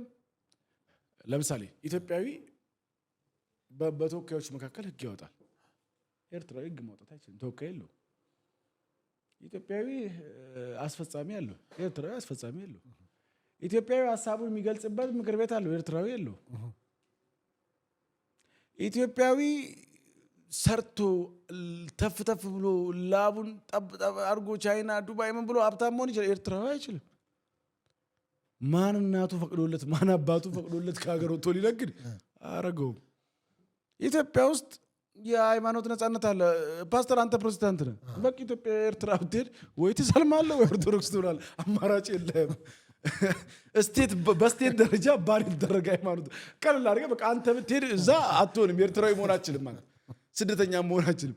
በዓለም እኮ የትኛውም ሀገር ዜጋ የማይሰደድበት ሀገር እኮ ናት። የትኛውም ሀገር ዜጋ አማራጭ የማያረጋት ሀገር ምን ልንገርህ አሁን ማለት እንትን ነው። አሁን ወይ ወደ ኢትዮጵያ ቢቀላቀሉ ያዋጣቸዋል። አዎ እኔ አሁን እንትን ይሄ በሪፈረንደም የሚሆን ነገር ነው። እንደኔ ከጠየቀኝ በደንብ አንተ ማማለያ ብለህ የምትለው ነገር አለ። አሁን ከኢትዮጵያ ጋር ብንቀላቀል ብለው ሊማልሉባቸው የሚችሉበት ፖይንቶች አሉ። ሰው ሆኖ መኖር እዛ እኮ ባሪያ ሆኖ ነው የምትኖረው። እዚህ ሰው ሆኖ ነው የምትኖረው። ሰው ሆኖ መኖር ያስቀናል። ከምንም ከኢኮኖሚም ከሃይማኖት ከምንም ሰው መሆን ይቀድማል አይደል? ሰው ሆኖ መኖር ሶፊ እዛ እኮ ለምንም ያልተመረጠች ከመሆኑ ባሻገር ስቴት ስፖንሰርድ ጨቋኞች ያሉበት እኮ ገለህ በመጣ ቁጥር ስልጣን አፕዴት ቢደረግልን ሁለት ሰዎች የሚመሩት ሀገር ፊሊጶስና ኢሳያስ ሁለት ሰዎች የሚመሩት ሀገር ለሁለት ሰዎች ተንበርክኮ የሚኖር 3 ሚሊዮን 4 ሚሊዮን ህዝብ ዓለም የሚቀናበትን ባህር ለ27 ዓመት ለ30 ዓመት ተሸክሞ ህዝቡን 3 ሚሊዮን ህዝቡን ግን በድህነት የሚቆላ ሰውዬ እኔ ማማለያ እኮ መንገድ አይጠበቅብኝም። እንደመጡ ወንድሞቻቸው እንደመጡ ቪዲዮ ኮል ሲደውሉ አበባ ነው የሚመስሉት። ታዲያ እንዴት ነው አንተ ማማለያ እኮ ወንድሞቻቸው ይመሰክራሉ። የሚሻላቸውም ይሄ ነው። የእውነት ነው ነገር የሚሻላቸው ስቴት ሆኖ ክልል ሆኖ በኢትዮጵያ ቢኖር የሚሻላቸው ይሄ ነው። ህዝብ ተላላኪ ሲሆን ህዝብ እኮ ለስርዓቱ ተላላኪ ሆኖ ነው የሚኖረው። ስለዚህ እንደ ጠቅላይ ሚኒስትር ዶክተር አብይ አህመድ አይነት መሪ አያገኙ። ምክንያቱም እዛ አካባቢ የተማረ ሰው የለም። ትምህርት ቤቱ በሙሉ የጦር ካምፕ ሆኗል። ሰውየው ራሱ እንዳልኩ ካነበበም 30 ዓመት ከጻፈም 50 ዓመት ሆኗል። ሚሻላቸው አብይ አህመድን በመሰለ መሪ ቢመሩ የኔ ፐርሰናል የግል አመለካከቴ ነው፣ ፍላጎት ነው። በጣም ጥሩ። እንደው ሶሻል ሚዲያ ላይ በብዙ ስትሳተፋለህና እንደው ሶሻል ሚዲያ ላይ ስታየው ባላየው ምን አይነት ውሸታም ሰው ነው ምናምን የምትለው እስኪ አንድ ሰው ጥራ። ሞጣ ቀራኒዮ እንደሚባል ሰው የሚያስጠላኝም ሰው የለም፣ ባላየውም ብለው ሰው የለም፣ ውሸታምም ሰው የለም። ምን አድርጎ? አንደኛ የአንድ ጽንፈኛ ባለሀብት አገልጋይ ነው። ወርቁ አይተነው የተባለ ጽንፈኛ ባለሀብት አገልጋይ ነው። ሁለተኛ የአንድ ዱርዬ አገልጋይ ነው። ጆከር የሚባል ሰው አገልጋይ ነው። ሞጣ ሲያወራ አይተዋላ፣ እንደዚህ የገለጠ ነው። አይኑን ቀና ያደርግም፣ እንደዚህ ያለ ነው። ያነባን ነው። ድርሰት ነው የሚጻፍለት። የገለጠ ነው። ተነግሮት ይሄን የሚባል የትምህርት ዝግጅቱን ሲያሻው ኢኮኖሚክስ ይሆናል፣ ሲያሻው ምናምን ይሆናል። አንድ ነው ልንገርልህ። ባይዘው በጣም ከኔ ጋር ኮኔክሽን ለመፍጠር ከሚሞክሩ ሰዎች መካከል አንዱ ሞጣ ነው። አንተን ማግኘት ይፈልጋል፣ በግል በደንብ ይፈልጋል። ብዙ ጊዜ ቴክስቶችን ይጽፍልኛል፣ ቮይሶችን ያስቀምጥልኛል። +1 ምናምን ብሎ በሚጀምር የአሜሪካ ቁጥር ለሚዲያም ሰጣለሁ። እኔ ለአንተ ይጽፍልኛል። ምንድን ነው የሚለው መሰለህ? ዳኛው አለና ወርቁ ከዱኝ፣ አንተ የብልጽግና ሰው ነህ፣ ከብልጽግና ጋር ኮኔክሽን አለህ፣ እዛ ቲም ውስጥ እንድገባ እባክህ እርዳኝ ይለኛል። ይኸው በሚዲያ በአደባባይ ልንገርህ፣ እኔ አንደኛ ከህዝብ የተገኘው ደጋፊ ነኝ፣ ቼን ውስጥም የለውበትም። የመጀመሪያው ነገር። ሁለተኛው ግን እኔ ሞጣን ያለ እብድም ቢኖረኝም እኔ የምደግፈው እኔ አባል ሆንኩበት ስርዓት ውስጥም አላስገባውም። ምንድን ነው ሀሳቡን ይገልጻል ምናምን። ስለዚህ ምን ችግር አለው ቢገባ? ለምንድን ነው እኔ ህዝብ ለሚሰድብ ሰው አክብሮት የለኝም። እኔ ባይዘዌ በሚያልፍ ሀገር ውስጥ የማያልፍ ህዝብና በሚያልፍ መንግስት ውስጥ የማያልፍ ህዝብና የማያልፍ መከላከያ ሰራዊት ነው ያለው። ያ ሆኖ የሚቀጥሉት ሁለቱ ናቸው። መንግስት ያልፋል፣ ይለወጣል፣ ይቀየራል። ዘመኑም ሌላ አይዲዮሎጂ ስለሚፈልግ ይተካል። እነኝን የሚያዋርድ የሚያንቋሽሽ ለወጣበት ማህበረሰብ የአማራ ህዝብ አክብሮት የሌለው ሰው ለአማራ ህዝብ የላቀ አክብሮት ያለው ብልጽግና ውስጥ እንዴት ነው እንዲካተት ማድረገው? ደሞስት ውሸታም ነው። እንደው ልንገርህ ሰሞኑ አንድ ጽንፈኛ ባለሀብት ጎጃም ላይ ሰዎች እንዲፈናቀሉ ጎንደር ላይ ሰዎች እንዲሞቱ እያደረገ ደብረ ብርሃን ላይ ደግሞ ረዳለው ብሎ 15 ሚሊዮን ብር ጉሮውን ሲነዛ የነበረ ባለሀብት ነበርና አግማስ ኢትዮጵያ ህግንም ህሊናንም ህልውናንም ምንንም መሰረት ያደረገ ውሳኔ ወስኖ ነው ኢግኖር ያደረገው አይደለ? እነኛ ሰዎች አሁን እኔ ኢግኖር አድርጌዋለሁ። ሞጣ ወደ መንግስት መቀላቀል ይፈልጋል። እኔ ኢግኖር አድርጌዋለሁ። ሰው ተስፋው ወዴት መመለስ ጀመረ? ወደ ወርቁ መመለስ ፈለገ። ወደ ወርቁ አይተነው መታረቂያ መንገድ የፈለግ ሲፈልግ እዛ ያን ፕሮሰስ እያደረገ ሳለ ወርቁ አይተነው በሆኑ ሚዲያ ላይ ባሉ ኢትዮጵያዊ እህቶቻችን መልእክቱን አስተላለፈ። እኔ በምሰጠው ገንዘብ ኑሮኛውም እኔ እኮ ነው የሚመርጠው። ሞጣ አልተመረጥኩም ብሎ ሲያብድ አንድ ትንሽዬ የእናቱን ህይወት ከሚቀይር ታኩር ከሚባል ድህነትን ለማሸነፍ ከሚጥር ብታስደነግጠው እንባው የሚፈስ ምስኪን ትንሽዬ ልጅ ጋር ተጋብቶ እንዴት ለሱ መኪና ይገዛለታል? ለምን እንትን አይገዛለትም? ለምን ፕሌን አይገዛለትም? ለሀገር የሚጠቅመው በነገራችን ላይ ታኩር ነው ሞጣ አይደለም። ኢነርጂ ያለው ልጅ ነው። ፖዚቲቭ ኢነርጂ ያለው ልጅ ነው። በቻለው አቅም ወገኖቹን ለመርዳት እየጣረ ያለ ልጅ ነው። ምንም የፖለቲካ መጠቀሚያ መሆን የማይችል ፖለቲካ ውስጥ መግባት የማይችል ልጅ ነው። ይህንን ልጅ ነው ምናምን እንዴት አድርጎ ወጥሮ ሲይዝ እረፍ አልኩት። መክረው ነበረ። እረፍ ሞጣ እረፍ፣ ይሄ ልጅ ምንም የሚያውቀው ነገር የለም። አንድ ሁለተኛ ትልቅ ሰው ነህ፣ ልጅን ዩኒቨርሲቲ ያስገብተሃል፣ እንደ እድሜም ሁን አልኩት። ጻፍኩለት። ሰው ምንድን ነው የሚለው እሱ እናንተ ጋም መግባት አልቻልኩም። ብልጽግና ለባለጌ ቦታ የለውም። እንኳን ባለጌን በአደባባይ እያየ ሊያስገባ ቀርቶ በስተት ሾልኮ የገባን ባለጌ ቅንድቡ ነው የሚባለው። ኢነሴንስ እንዲወጣ ነው የሚደረገው። አያስፈልግም፣ እንዲወጣ ይደረጋል ከስርዓቱ ላይ ማለት ነው። ስለዚህ ሞጣ እናንተ ጋር ስላልቻልኩ ወርቁ ጋር ስለዚህ የብልጽግና ጋር እዛ መግባት እናንተ ስላላላችሁ አማራጭ አደረኩት ነው። ወደዛ ልመለስ። ኤግዛክትሊ እንደዛ ነው እያለኝ ያለው። እኔ አሁንም አትደውልልኝ፣ አትጻፍልኝ፣ በቀጥታ ስሙን ጠርተህ መንገር ይችላል። ሞጣ ቀራኒዮ አትደውልልኝ፣ አትጻፍልኝ። ምክንያቱም አንደኛ እኔ የፓርቲ አባልም አይደለሁም፣ የማስገባት የማስወጣት ስልጣንም የለኝም። ሁለተኛ እማቃቸውን ሰዎች እንኳን የመግባት ኢንተረስቱ አለው ብዬ እነግርልህ የነበረው ጤናማ ሰው ብትሆን ነበረ። ጤናማ ሰው ብትሆን ምናልባት አብረን እንስራም ሊቀርብልህ ይችል ይሆን ነበረ። ስለዚህ ሰው እየተዝናና እኮ ነው የሚያደርገው። ያው የሞጣን ስድብ ተላምደው አሁን ያስቃል ስድቡ። እኔም አንዳንዴ እኮ ስቃለሁ። ውሸቱ እኔ ፖለቲካ ስለማቅ ያስጠላኛል። አንድ እኔ የሚያሳዝነኝ ነገር ልንገርህ። ምድር ላይ አንድ ፋኖ ማዘዝ የማይችል ሰው ሞጣ ነው። ከሁሉም የበለጠውን ጊዜ ደግሞ ሚዲያ ላይ የሚቀመጠው እሱ ነው። እና በጣም የምነመሳይ መኮንን ያዛሉ በአቅማቸው። ሞጣ እዛው ተወልዶ አድጎ ጎጃም ሞጣ ከተማ ላይ ማማሩ መንግስቴ በጣም የሚያሳዝን ፍጥረት አንድ ሰው የለውም ነው የምነግርህ። አንድ ሰው የለውም። ይቅርብ ኡበርህን ብሎ አልኩ። ከሞፈር ወደ ኡበር እንደመጣሁት ከሞፈር ወደ ኡበሬን ብቀጥል ይሻል ነበር ብሏል። ሰው አድቫይስ የማደርገው አሁንም በዚህ ሾው ላይ ወደ ኡበርህ ግባ።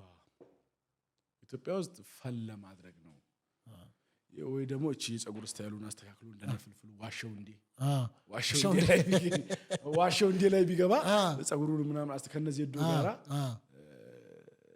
ዜዶ በጣም ወደው ልጅ ነው። ከልጅነት ጀምሮ ስንስቅ እያየነው ያደግነው ልጅ ነውና በቃ ከነዚህ ዜዶ ጋራ ከነ ደምስ ጋራ ዋሻው እንዴ ቢሰራ ባይዘው ኮሜዲ ቢሞክር ሞር ፐርፌክት ነው። በቃ ማለት ያዝናናሃል ኮሜዲ ቢሆን። ችግሩ አሁን እሱ እንትን ነው። ይሄ አሁን ሞጣ እንደ መሰለ ሳጠረው አቤት ይላል። ጠርተኛ ላይ ስኪዞፈርኒያ ምናምን ይሉታል ሐኪሞች። እንደዚያ በሽታ ተጠቂ እንደሆነ ጓደኞቹ ነግረውኛል። ማን የሚባል በሽታ? ስኪዞፈርኒያ የሚባል በሽታ እንትን ይሄ የሕክምና ቃላት ስለሆነ አቤት ይላል ሞጣ ሳጠረው ወዬ ይላል። እንደዚህ አይነት ሰዎች ምን አይነት ነገር አላቸው መሰለ? ራሳቸው በሳሉት ልክ ዝናው፣ ተቀባይነቱ፣ ተጽዕኖ ፈጣሪነቱ ሰዎች ዘንድ አለም ብለው ያምናሉ። የዚህ በሽታ ተጠቂ የሆኑ ሰዎች ሞጣ አንዱ ነው። አንድ አሁን ማንም በገንዘብ የሚያዘውን ፋኖ መሳይ መኮንን ሐዋሳ ተወልዶ የሚያዘውን ፋኖ ልደቱ አያሌው እዚህ ቤረጽጌ ተወልዶ ማን ነው ሀብታሙ አያሌው ቤረጽጌ ተወልዶ የሚያዘውን ፋኖ ሞጣ እዛችሁ ተወልዶ ማዝ የማይችለው ይሄ በኢጎም የተወጠረ ነው። እንዳልኩ ስኪዞፍሬኒያ የሚባለው በሽታ እኛ ተቀባይነት አለን። እኔ ተቀባይ አንድ ደግሞ ሴትዮ አለች እንትን ሊቀመንበሯን ታውቃታለህ? ብሪጅስቶን የምትባለው የሱ ነው። እሺ ከስር የምታሞቅ አለች እና ታዝናናኛለች። ልክ ነህ እንትን ነው የሚዲያ ልሳኗን ላለማጣት ማለት ነው። ሞጣ ከተቃወመ ትቃወማለች፣ ጧት ተነስቶ ከደገፈ ትደግፋለች። እሱ በሽታው ነው እንደዛ የሚያደርገው። እሷ ከሱ ጋር ስትውል አዳፕት ያደረገችው በሽታው ነው። ቀረ በሽታ ገዛች፣ በገዛ አቅም አላት ይላሉ። ጀርመን ሀገር ሀብታም ናት፣ ትልቅ እዳያቻት አላውቅም ይላሉና ወዳና ፈቅዳ በሽታ የገዛች ሴትዮ ናት እልሃለሁ። እና የኢትዮጵያ ሕዝብ መልእክት ምንድነው? ማማሩ መንግስቴን ወይንም ሞጣ ቀራኒ ይሆን ምንም ተጽዕኖ እንደማይፈጥር ይታወቃል። ፈን አድርጎ ከማለፍ በዘለለ ቁም ነገር የሌለው ነው። ስራ ጨርሰህ እንቅልፍ እምቢ ብሎ ራስን ሪላክስ ማድረግ ስታይ ሲደብርህ ጨራርስ ሰው ነህና መዝናናት ትፈልጋለህ። ፕሌይ አድርገህ ትስቃለህ። ሲደክም ዘግተው ትተኛለህ። ከዚህ ያለፈ ነገር የለውም ልልህ ፈልጌ ነው። ልታስተላልፈው የምትፈልገው ነገር ካለ እሱም ይታከም ነው። ሶፊ ካልታከመ እንዴት ነው? በጣም ጥሩ። እንግዲህ እንሰማለን የሚሆነውን ነገር። ከዛ ብዙ ጊዜ የአንተን ቪዲዮዎች አይቻለሁ። በተለይ ቲክታክ ፕላትፎርም ላይ ተቆራርጠው ነው የደረሱኝ ቪዲዮዎች ያዩዋቸው። አንተን ስጠራ ጭሰኞች ትላለህ እና በዚህ በ21ኛው ክፍለ ዘመን ጭሰኞች አሉ ማለት ዘመኑን ያልመጠነ ቃል ነው ብዬ ነው። ጭሰኞች የምለው እነማንን መሰለህ? ግልጽ ለማድረግ ያህል አሁን ምድሩም ሰማዩም የጠበባቸው ለኢትዮጵያም ራስ ምታት ለትግራይ ህዝብም እንቅፋት የሆኑ የህወሓት አመራሮች የመለስ ዜናዊ ጭሰኞች ነበሩ። እንዴት? እነኚህ ሰዎች ዛሬ 10 የማያልፉ ወታደራዊም ፖለቲካዊም አመራሮች ምድሩም ሰማዩም ጠቧቸው ሀገር ካልበጠበጥን የሚሉ ሰዎች ትላንትና አቶ መለስ ዜናዊ በህይወት በነበሩና ጠቅላይ ሚኒስትር በነበሩበት ዘመን ቶፕ አመራር ያልነበሩ ሰዎች ናቸው። ድንገት በመለስ ዜናዊ ህልፈት ጥርስ አብቅለው ቀኖቶላቸው ከጭሰኝነት ወደ አምባገነንነት የመጡ የቀድሞ የመለስ ጭሰኞች ናቸው። ፋክት። ደብረጽዮን የት ነበረ? ክልል ነው የነበረው። ማን ያውቀዋል? ፌደራል ውስጥ ጠቅላይ ሚኒስትሩ 2004 2003 ከሞቱ በኋላ ምድሩም ሰማዩም ጠቧቸው አዲስ ሰፈር መስርተው 22 የሚባል ሰፈር ታውቃለህ? ሰፈር መስርተው አድራሻቸውን ቀጠናቸውን አድርገው ውስኪ በመጠጣት ላይ ሳሉ የውስኪ መጠጥ ጭላጭ ከመጠጣት ከፍቶ ወደ መጠጣት ተሸጋግረው እነሱ እንዳሰቧት 20 እና 30 ዓመት ሳያጣጥሙት ድንገት ለውጥ መጥቶ አደናቀፈን የሚሉ ሰዎች ስብስብ ነው። ዛሬ ግን እነኚሁ ሰዎች የሚያሳዝነው የኢሳያስ አፈወርቂ ጭሰኞች ናቸው። በጣም በሚገርም ሁኔታ እንደገና ወደ ባርነት ተመልሷል። አንድ ሲምፕል ነገር ልንገርህ፣ ያሳዝነኛል። የትግራይ ህዝብና አሁን ያሉት የህወሓት አመራሮች ግንኙነታቸው እንዴት እንደሚገልጹ ታውቃለህ? ልጅ እናትና አባቱን ቁጭ አድርጎ ሲቀጣ እናትና አባትን ልቀጣ ቀርቶ አገለመጠም ይሁን ሳት ብሎ ይሁን ቀን አበለ አትጩብኝ ምናምን ብለህ ተገላምጠህ ሪግሬት ታደርጋለህ። እናትና አባትን ትላ ለኔ ህዝብ ማለት እናት ነው፣ አባት ነው። አመራር፣ ፓርቲ፣ መንግስት ማለት ደግሞ ለእናትና አባቱ የሚታዘዝ ልጅ ነው። ያ ልጅ የአባት ሆድ ያለው የእናት አንጀት ያለው ልጅ ነው።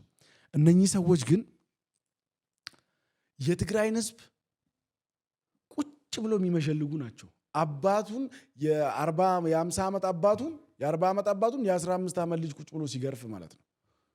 ምን ያህል ቢያጠፋ ምን ያህል ቢበድል እንደሆነ የሁሉ ጭካኔ የሚጨከንበት እዚህ ህዝብ ላይ አይዶ ነው። ዛሬ መጡና የኢሳያስ አፈወርቂ ደግሞ ጭሰኛው ነው። ሌላ ጭሰኛ አለ፣ ፋኖ የሚባል ጭሰኛ። ሶስቱ ጭሰኞች የሚያግባባቸው ነገር አቶ ጌታቸው ረዳ በምን ስሌት አሉ ባለፈው ፋኖ፣ ህወሓት፣ ሻዕቢያ በምን ስሌት ቁጭ ብሎ ይሰራል አሉ እና ያልተገነዘቡት ነገር አለ ብዬ አመንኩ። በደንብ የሚሰሩበት ነገር አላቸው። ይህ አማራ ክልል የተደራጀው ጽንፈኛ ኃይል፣ ትግራይ ክልል የታጠቀው ኃይል፣ ሻዕቢያ ሶስቱ አንድ የሚያደርጋቸው አንደኛ እንደ ህዝብ ኦሮሞን ይጠላሉ። ስፔሻሊ አማራ ክልል ያለው ደግሞ ስልጤንም ጨምሮ ይጠላል። ሁለተኛ ሙስሊም ጠል ናቸው። ሶስተኛ እኩልነት ይጎራበጣቸዋል። አራተኛ ሀገራቸውን አይወዱም። እነኚህ ኃይሎች ይሄ የጋራ ያደርጋቸዋል። ድንቁርና የጋራ ያደርጋቸዋል።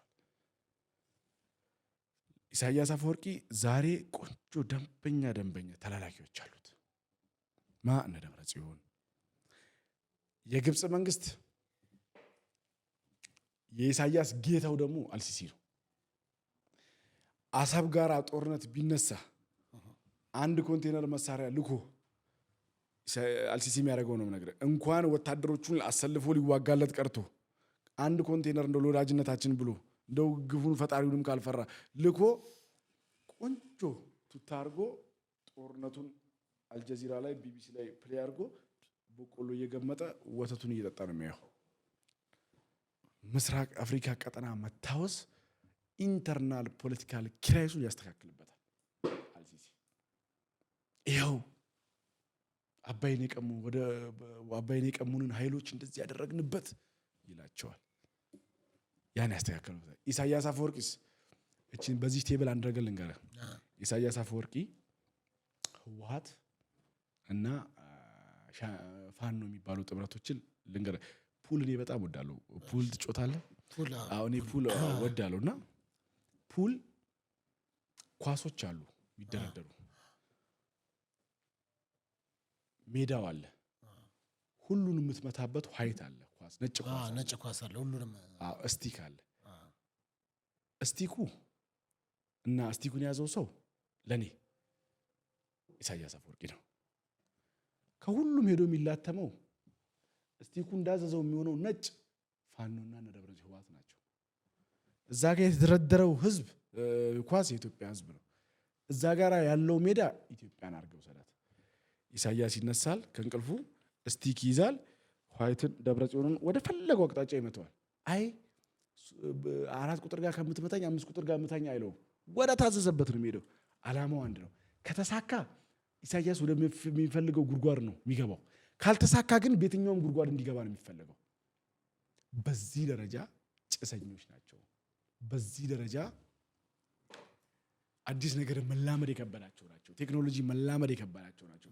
እነ ደብረጽዮን እኔ የትምህርት ዝግጅታቸው ያስቀኛል።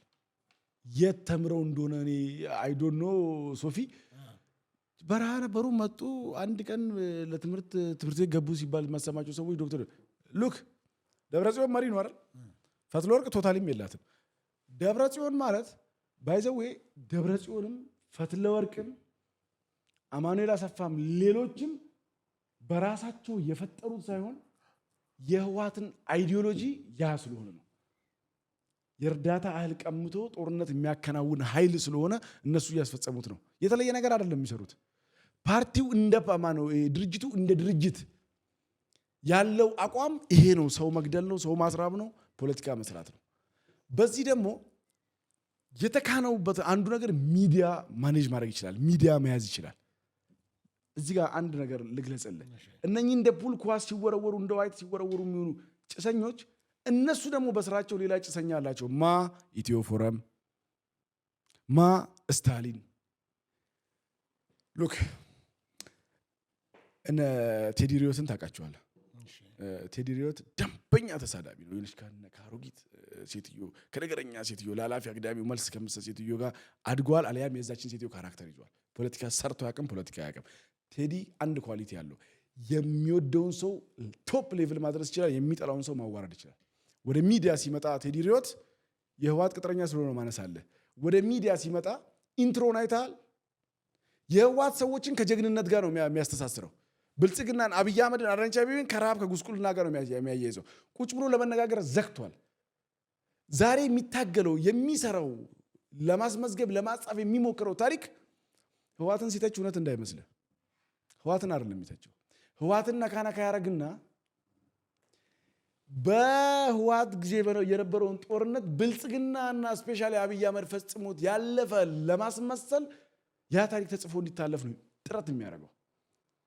ትላንትም በአብይ አህመድ ረፉ ባይነት በአብይ አህመድ ለማኝነት በብሪት የገቡት ጦርነት መሆኑን እነ ኢትዮ ፎረም የሚያውቃሉ፣ እነ ቴዲ እንዳሉላ የሚያውቃሉ። ገንዘብ ይከፈላቸው ስለነበረ ነው። ገብቷል አይደለ? ዛሬ ግን ምን ይፈልጋሉ? ትላንት የሰሯት ስህተት አለች። አንድ ምሳሌ ነገር ኢትዮ ፎረም እንዴት እንደሚጫወት ላሳየ። ቲፒካል ህዋት ነው ኢትዮ ፎረም። ቲፒካል እንዴ ልበለ ሕፃን ልጅ ሲያለቅስ ትደርስና ምን ሆነሃል ስትለው ባባ መታኝ ይላል። ፑበል እዚህ ላይ ትፋልኝ መተዋለሁ ትልና መታውት ዝም በል ትላለህ። ኢትዮ ፎረም አሁን ከዲያስፖራው በጦርነቱ ጊዜ ይመጣ የነበረው ከፍተኛ የሆነ ጎፈንድሚ ምን ገንዘብ አለ። አሁን ዲያስፖራው ባነነና አቆመ። ማይጥፋ ብትለው ህዋት ይጥፋ ማለት ጀመረ። ከዲያስፖራውም ላለመውጣት ከህዋትም ላለመቆረጥ የሚያደርጉትን ነገር ልንገር። ዲያስፖራውን ፑበል ህዋትን የነካ ይሉትና አንዲች ነገር ሁለት ሲኒኛ ያሳርፉና ብልጽግና ላይ የሚቀጠቅጠው ለምን አክሴፕት ማድረግ አይፈልጉም። ትላንትና ጌታቸው ረዳ የተናገራትን ቃል ሳይወርድ ከነምናምኑ እንዳላ ቃል ሲቀበሉ የነበሩ ሰዎች ዛሬ አይቀበሉም። ለምን? ፋክቱን ይዞ ስለመጣ። እነዚህ ሰዎች ምን ይፈልጋሉ? የህወሓት ጭሰኛ የሆኑ ሚዲያዎች የተሰጣቸው ተልእኮ ጦርነቱን በእኛ እብሪት ብንጀምረውም ጦርነቱን በእኛ እብሪት ብንገባበትም እናንተ ግን ጦርነቱ በአብይ አህመድ ቀስቃሽነት ጦርነቱ በአብይ አህመድ ፍላጎት ተደርጎ እየተጠናቀቀ መሆኑን ታሪክ እንዲመዘግበው የሚዲያ ጥረት አድርጉ ተብሎ ተልእኮ የተሰጣቸው ናቸው። እነኚህ ሰዎች የጭሰኝነት ጊዜያቸው ተላቆ ደስታን ማጣጣማቸውን ሳይጨርሱ የአብይ አህመድ መምጣት እንቅፋት የሆነባቸው ናቸው። እዚህ ጋር አንድ መሰረታዊ ነገር ላንሳ። አብይ አህመድ ወደ ስልጣን ሲመጡ ሁለት መሰረታዊ አማራጮች ነበሯቸው። ማንሳት የምፈልገው ነገር አንደኛው ለመለስ ዜናዊ ጭሰኞችን የሚሏቸውን ነገር ፈጽመው ጽድት ያለ ህይወት ተደላድለው ልጆቻቸውን የፈለጉበት እያስተማሩ ነጭ ሸሚዝ ቀይ ከረባት እያደረጉ ዘና መኖር ብለው የሚችሉበት ቀላሉ ማንም ሰው ሊመርጠው የሚችል የመረጠውም ጠቅላይ ሚኒስትር ነበረ። ቻሌንጅ ያደረጋቸው ማስኬድ። ሁለተኛው አማራጭ እናም ዋጋ የሚያስከፍለው እናም በማንም አብይ ባይሆን ሊደፈር የማይችለው ሁለተኛው አማራጭ ነበር። እኚህ የሌብነት ሰንሰለት ውስጥ የተከማቹ የገዳይ ሰንሰለትነት ውስጥ የተከማቹ ራሳቸውን በምስራቅ አፍሪካ አስፈሪ አድርገው የሚቆጥሩ እጅግ በጣም የገነገነ የተደራጀ ሰው ማጥፋት የሚችል ሰው መግደል የሚችል ኃይል ያላቸውን ሰዎች ተገዳድሮ ጠቅላይ ሚኒስትር በመሆኑ ያገኛትን ህገ መንግስታዊ መብት ተጠቅሞ ሀገር መምራት ነው። ጠቅላይ ሚኒስትሩ የመረጠው ሪስክ የሚወሰድበት ነው። ጠቅላይ ሚኒስትሩ የመጀመሪያውን አማራጭ ቢመርጡ ኖሮ ስለ ወደብ ዛሬ እናንተ ሱፍ አንለብስ፣ ምናልባት በቲሸርት። ጠቅላይ ሚኒስትሩ የመረጠው አማራጭ ዋጋ የሚያስከፍለው ነው። ጠቅላይ ሚኒስትሩ የመረጠው አማራጭ ህይወት መስዋዕትነት የሚከፈልበት እንደ ቀላል አይደለም የሚታየው። ብዙ የሚዲያ ፈቀላጤዎች ተይዞ ደህንነት ተይዞ ባንኩም ታንኩም እጃቸው ላይ ሆኖ አብይ አህመድ ባይሆን ኖሮ ስለሚበልጣቸው ነው ባይዘው እኔ ከነሱ ስር ስላደገ ምናምን ሲሉ ያስቀኛል። ስላደገ ስለበለጣቸው ነው ባንኩንም ታንኩንም ምኑንም አድርገው አሃ ብለው አዩና ንግግሩን ሲያዩ ከኢትዮጵያ ህዝብ ጋር ቀርቦ ህወሓት ትልቁ ማስፈጸሚያ የነበረው ምንድነው አደረገ ልንገርህ። እዚሁ ላይ አያይ በ27 ዓመት ውስጥ ኢትዮጵያ ሰላም ነበረች ሲሉ አትሰማም? አሁን በየቦታው ግጭት አለ፣ ሰው ቀጥታ መሄድ አይችልም ምናምን ይሉሃል። ሶፊ በ27 ዓመት ውስጥ ኢትዮጵያ ሰላም ነበር? ጸጥታ ነው የነበረው። ሰላም በመነጋገር በጠረጴዛ ዙሪያ የሚፈጠር ነው። ጸጥታ በጠመንጃ የሚመጣ ነው። ያን ጸጥታ ያመጣው ደግሞ ፌደራል ፖሊስ ነው። ፌደራል ፖሊስና በኢህአዴግ ጊዜ የነበረ ፌደራል ፖሊስና እኛ ዩኒቨርሲቲ ተማሪዎች ነበርን እኮ። ደረሰ መደባደብ ነው። ምንድነው ችግሩ ብሎ የማይጠይቅ ሆድና ጀርባ የሆኑ የኢትዮጵያና የኤርትራን ወታደር አድርገው ነው የለቀቁት ህዝቡንና የፌደራል ፖሊሱ። ይህን ሲያደርጉ የቆዩ ሰዎችን እንዴት አድርጎ ሲያስወጣቸው ወዲያው እዛ ሄዱ። ሚዲያዎቻቸውን ሰበሰቡ፣ ሚዲያዎቻቸውን ያዙ፣ ተልኮ ሰጡ። እኛ ህወሓት አይደለም። እኔን ያየ ሰው ሽመልስ አውሮፓ እየኖሩ ምን ያስፈራቸዋል? ህወሓት ለምን ይፈራል? ስማ ኢትዮጵያ ውስጥ ነፃነት የለም ከለመኔ የለም ምናምን የለም ብሎ ይጽፋሉ በየቀኑ። ኢትዮጵያ ውስጥ እንዴት ካነሳ አንድ ስሙን እኔ አይ ዶንት ኖ ረሳሁት፣ ስሙን ታግዘኛለህ።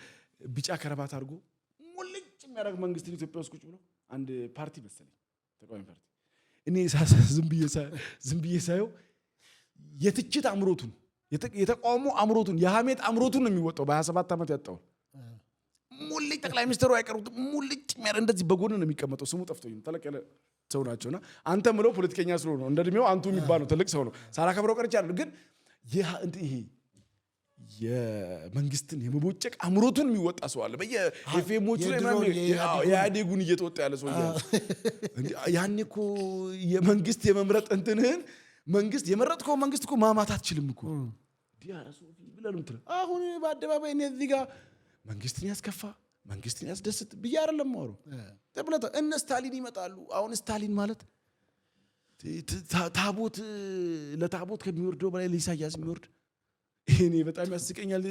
እንትን ነው እንዴት እኔ ተቆርጦ ካልሆነም አይገባኝም፣ ይሰለቸኛል። በተፈጥሮ በህይወቴ ሁለት ሰዎች ያስጠሉኛል ሚዲያ ላይ። ይልቃል ጌትነትን ታውቀዋለህ? ኢንጂነር ይልቃል ጌትነት ይባላል። እሺ አንድ ነገር ለዛ የሌለው ንግግር የሚናገር ሰው በተፈጥሮ አንተ አትናገር ተባለለስ ታውቃለህ። ለማንም ሰው ማይስማማ ንግግር የሚናገር ኢቭን ለደጋፊዎቹ ፋኖም ከኛ አይደለም ብሎ መግለጫ ወጥቶበታል። አንድ ታሪክ ልንገርህና አንዱ አበዛሁት መሰለኝና አንድ ታሪክ ላጫውት። አንድ ስሙን ማልጠራው አብሮ አደገ ያለ ንግግሩ ደስ አይልም፣ ልጁ ቆንጆ ነው እና አንድ ጓደኛችንን ይወዳታል፣ ማግባት ይፈልጋል። አስር ይደውልላታል። ሲደውልላት ኢግኖር ታደርጓለች። አንድ ቀን አብረን ቁጭ ብለን እንደሚወዳት ይነግረኛል። እና አንሽለት ስልክም ይወድሻል ለምን አታገቢም አልኳትና እኔ አማርኛ ሁለተኛ ቋንቋዬ ነው ዱዳ ወይንም ዲዳ ነው የሚባለው። ዱዳ እኔ ባባ ዱዳ ቢሆን ራሴ ያለች እንትን ደግሼ ነበር ማገባለች። ባያወራ ዝም ማለት ቢችል እኔ ይልቃል ጌትነት ባያወራ መጻፍ ቢችል ማውራት ስለማይችል አዝኜለት አነብለት ነበር። እንዴት እንደሚያስጠላኝ ምን እንዳለ ሰምተሃል? ኤርትራውያን እንዴት ትመለከታለህ አለችው። ያው ያስቃል እኮ እሱ ልክ ሙረድ ሸበጥ አድርጎ ምናምን ትለው ይሰየዝ አባካኝነትን ዝርክርክነትን ተጠይፎ ሸበጥ በሚያደርግ መሪ ማቀናለው አለ። አላሁ አክበር። እና ሁለተኛው ስታሊን ቲፒካል ጥሩ ተከፋይ ነው። አሜሪካ ካናዳ ላቡን ጠብ አድርጎ ከሚሰራ ዶክተር በላይ ህወሓት ቻርጅ ያደርገዋል። ዱዳ ነው፣ መናገር አይችልም፣ ፖለቲካ መተንተን አይችልም፣ ጥላቻን ያረገዘ ነው። በዚህ የሱ ደግሞ ጭራሽ የነ ኢትዮፎራ የሚሻለው መተንተን የሚችላሉ። ይሄ በዛ አግባብ ነው የሚሄደውና ቶታሊ ላስረዳ የፈለጉት ጭሰኛ የሚባሉ ሰዎች አሁንም መልሰው ወደ ጭሰኛ የምላቸው ሰዎች ወደ ጭሰኝነት ገብተዋል። ጠቅላይ ሚኒስትሩ ግን አንድ የብልጽግናን ኳሊቲ ልንገርና አላጠቃለሁ ወደ አንተ አሳመጣለሁ። ኢህአዴግ በዘመኑ እንኳን ሽብርተኛ ያለውን የአይኑ ቀለም ደብሮት የተጠራጠረውን ሰው አፉ ማለት አይችልም፣ ይቅር ማለት አይችልም። በቃ ሽብርተኛ ካለ አለ ነው። እዛ በየኤርትራ በረሃው እንደነ ብርሃኑ ነጋ እንደነ ትንከራተታለህ እንጂ ግንቦት 7 ግንቦት 6 እያልክ አፈር ትበላለህ እንጂ የለም። እኔ ጠቅላይ ሚኒስትሩ የሚገርመኝ ነፍጥ አንስቶ ፊት ለፊት ከተዋጋው ሽብርተኛ ብሎ ከፈረጀው ተንኮላቸው ልንገር ሀቢቢ፣ ተንኮላቸው እኮ ሽብርተኛ ኢትዮጵያ እኮ አብይ እስኪመጣ ድረስ ሽብርተኛ የተባለ ድርጅት ከሽብርተኝነቱ ነፃ የሚያደርገው የህግ አግባብ አልነበረም። አዲስ አዋጅ ወጥቶ እኮ ነው። በቃ አሉ ነው። የሞተ ሰው አይነሳም ማለት ሽብርተኛ ከተባልክ በኢህአዴግ ጊዜ ያበቃል። እንዴት ነው ሰው ይማራል፣ ይገሰጻል፣ ሰው ለመናገር በጠረጴዛ ዙሪያ ለመናገር ይፈልጋል ተብሎ የማይታሰበው እንዴት ነው?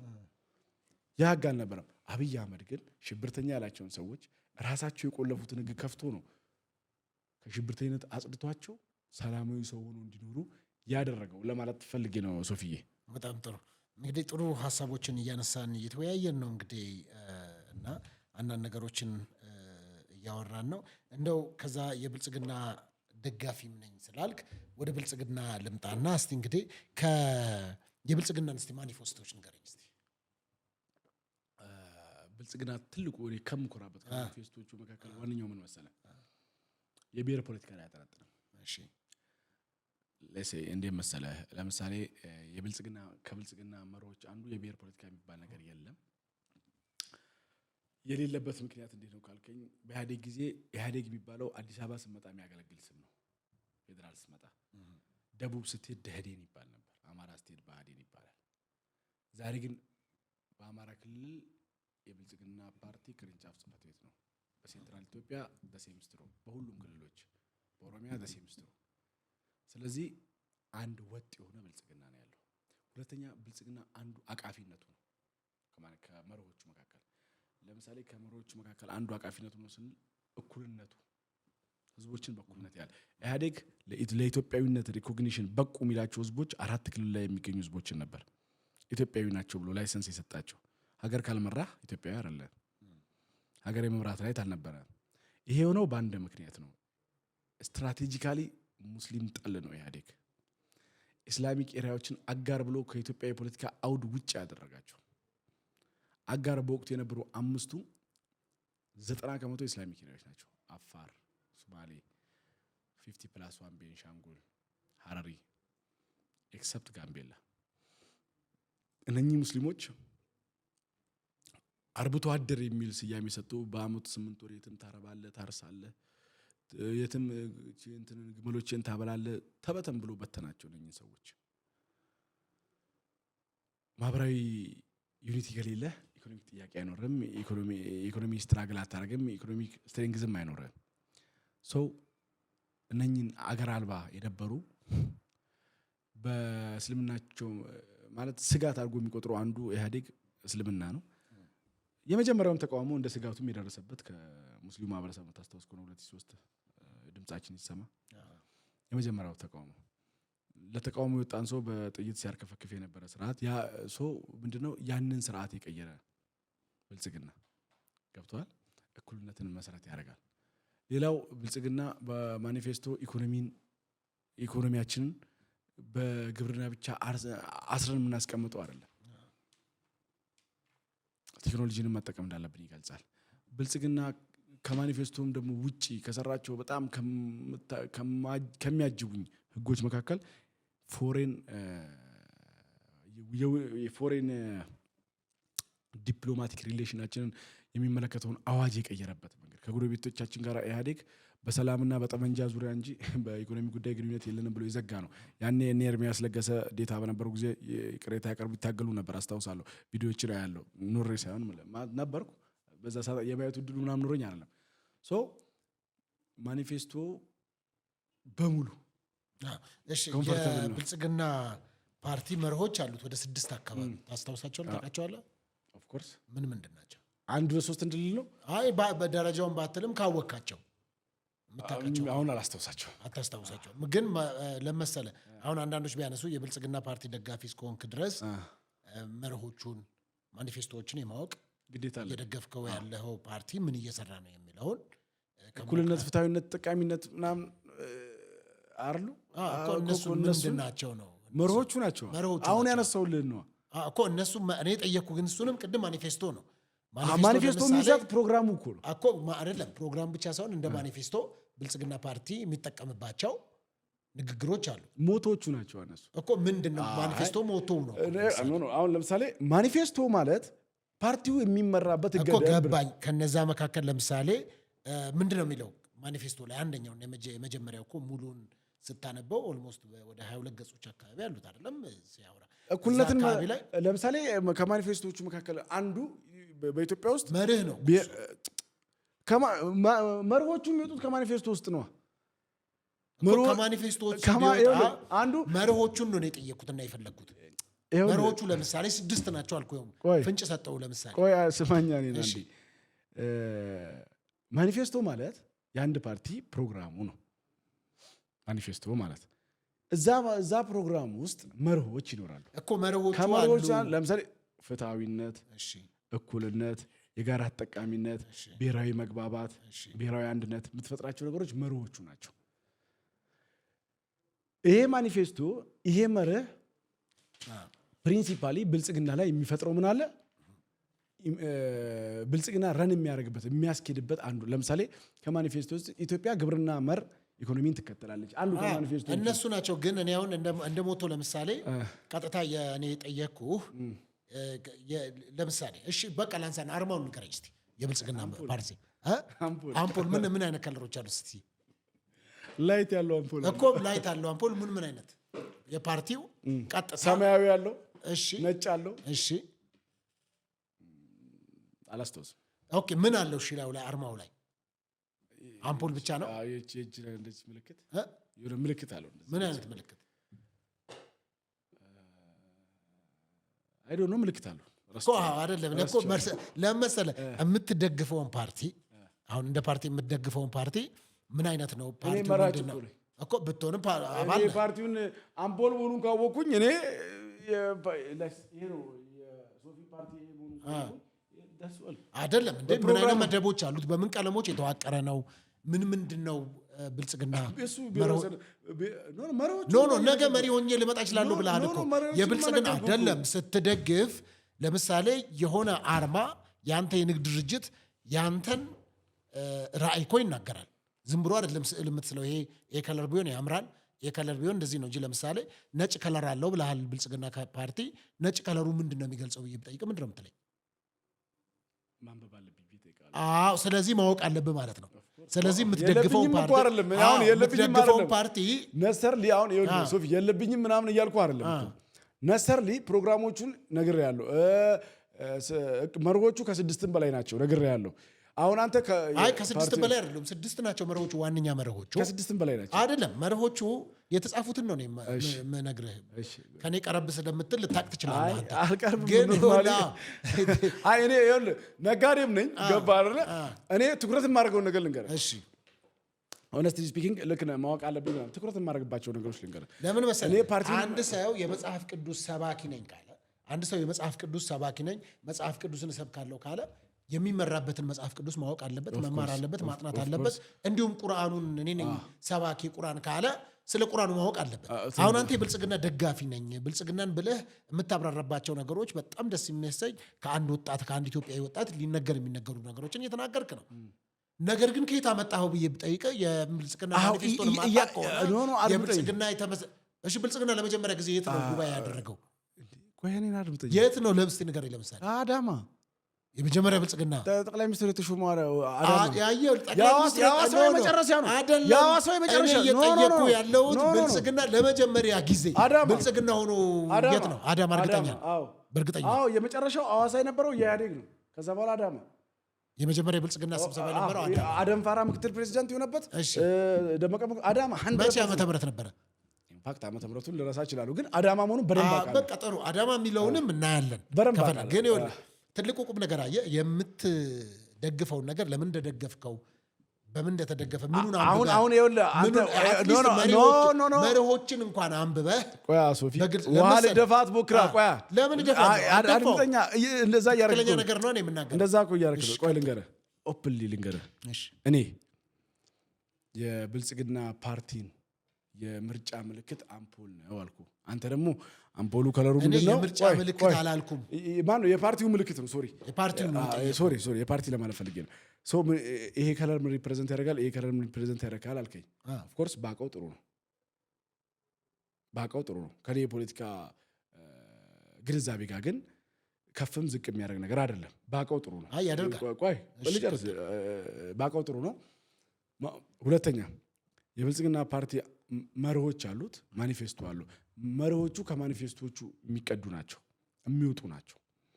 ከመርሆቹ መካከል ፍትሐዊነት፣ እኩል ጠቃሚነት፣ የብሔራዊ መግባባት፣ ብሔራዊ አንድነት የመሳሰሉትን ጠቅሳለህ። ማኒፌስቶ ላይ ዘርፈ ብዙ ነገሮች አሉት። ከዘርፈ ብዙ ነገሮች መካከል አንዱ ኢትዮጵያ ምን አይነት ኢኮኖሚ ፖሊሲ አላት፣ ኢትዮጵያ ፎሬን ፖሊሲዋ ምንድን ነው፣ ኢትዮጵያ ኢኮኖሚክ ትራንዛክሽኗ ምንድን ነው፣ ኢንተርናል ፖለቲካል ስቴቢሊቲዋን እንዴት ታስጠብቃለች፣ እነኛ መርሆቹን እንዴት ተፈጻሚ ማድረግ ይቻላል የሚለው ነገር ዝርዝር ነገር የዳሰሰ ነው። ያን መተንተን ይችላሉ። ለምሳሌ ላምጣልህ። ከመርሆቹ መካከል ለምሳሌ ህዝባዊነት አለ፣ ዲሞክራሲያዊነት አለ፣ የህግ የበላይነት አለ፣ ተግባራዊ እውነት አለ፣ ልማትና ፍትሃዊ ተጠቃሚነት አለ፣ ሀገራዊ አንድነትና ህብረ ብሔራዊነት የሉም እዚህ ውስጥ ህብረ ብሔራዊ መግባባት ያራል እንዲያልኩ እዚህ ያሉት ህዝባዊነት አለ፣ ዲሞክራሲያዊነት አለ፣ የህግ በላይነት አለ፣ ተግባራዊ ፍትሃዊነት ሚንስ ዲሞክራሲ ነው እኮ። አሁን እነዚህ በስድስት ተከፍለው አንተ ልትረዳ ስላልፈለክ ነው። አይደለም ልረዳ አይደለም፣ እኔ ጥያቄን የጠየቅኩህ ይኸውልህ። ለምሳሌ እነዚህ የብልጽግና ፓርቲ መርሆች ህዝባዊነት አለ፣ ዲሞክራሲያዊነት አለ፣ የህግ የበላይነት፣ ተግባራዊ እውነት፣ ልማትና ፍትሃዊ ተጠቃሚነት፣ ሀገራዊ አንድነት፣ ህብረ ብሔራዊነት ጠየቀኝ። እሺ ልመልስ። እነዚህን ጠየቀኝ ልመልስ። መርሆች ናቸው ስድስቱ። ከምን የሚወጡ መሪዎች ከየትም ይውጡ አንተ ገና ከማኒፌስቶ የወጡ ናቸው ልትለኝ ነው። እኔን ግን እኔ ጠየቅኩና ያነሳሁበት ምክንያት አሁን አንድ ነገር ለምን አናረግም ባባ እኮ አሁን ያነሳቸውን ነገር እየተቃወምኩ አይደለም። ቀሩን ሙሉ ያስረዳው እኮ ፖይንት እኮ አይደለም። ለአሁን ለምትደግፈው ለምትቀበለው ፓርቲ መርሁ ምን እንደሆነ ማኒፌስቶ ምን እንደሆነ መርሆቹ እነዚህን እኮ ማወቅ ግዴታ አለበት አንድ ሰው። አይደለም አልተዘጋጀውበትም ወይም ደግሞ ለጊዜው በእነዚህ ጉዳዮች ለማበብ ያስፈልገኛል ጥያቄ የለውም። ኖ እኔ እኮ መጀመሪያ አነሳውልህ እኮ ላይነቱ ላይን እንድጠቅስልህ ከፈለክ ሪሪድ ማድረግ ስለሚያስፈልገኝ ብያለሁ እኮ መጀመሪያ። ነገር ግን እኔ ፍንጭ ልስጥህና አልከኝ አንተ መርሆቹ ውስጥ ለኝ ኦኬ ለምሳሌ ፍትሐዊነት ደሴምስ ላይክ ቱ ዲሞክራሲ ማለት ጀስቲስ ነው፣ በቃ ፍትሐዊነት ነው። ሁለተኛው የብሔራዊ መግባባትን ኢኮኖሚ መሪያችን አነሳውልህ። እኔ ቀኑን ሙሉ ሳብራራ የዋልኩት ይሄን ነው። አንተ አላብራራህም ማለት ቆይ ልጨርስ ቆይ አንዴ። አሁን አንተ እነኚህ 6 ፖይንቶች አመጣ ከብልጽግና ማኒፌስቶ ላይ አንስታ አመጣቸው። ባባ 1 2 3 4 5 6 ብሎ አልጠቀሳቸውም ነው የምትለው። ቁጥሩንም አልፈለኩም። 1 2 3 4 እንድትላቸው ማለት ነው። ከነዚህ መካከል ጥራልኝ ነው። ከጠራቸው መካከል የሉም እዚህ ውስጥ። ብሔራዊ መግባባትን እኔ አይደል የጠራሁት? የለም እዚህ ውስጥ ጭራሽ። መጨረሻ ላይ አነበብኩ። ምንድን ነው አይደለም ሀገራዊ አንድነትና ህብረ ብሔራዊነት መግባባት ምናምን የሚል ነገር የለም እዚህ ጋር። አንድነት የሚፈጠረው ካለ መግባባት ነው። እሱ ሌላ መብት ነው። ከአንድነት ውሰድ በቃ ካለ መግባባት ነው እንደ ብሔራዊ አንድነት የሚፈጠረው። ጸብ እያለ ብሔራዊ አንድነት ይፈጠራል እንዴ? ለምሳሌ ከብልጽግና ማኒፌስቶች መካከል አንዱ እኮ ህብረ ብሔራዊነትና ወንድማማችነት ለጋራ ብልጽግና ነው የሚለው። አንተ አምጥተህ ሌላ ነው እያወራህ።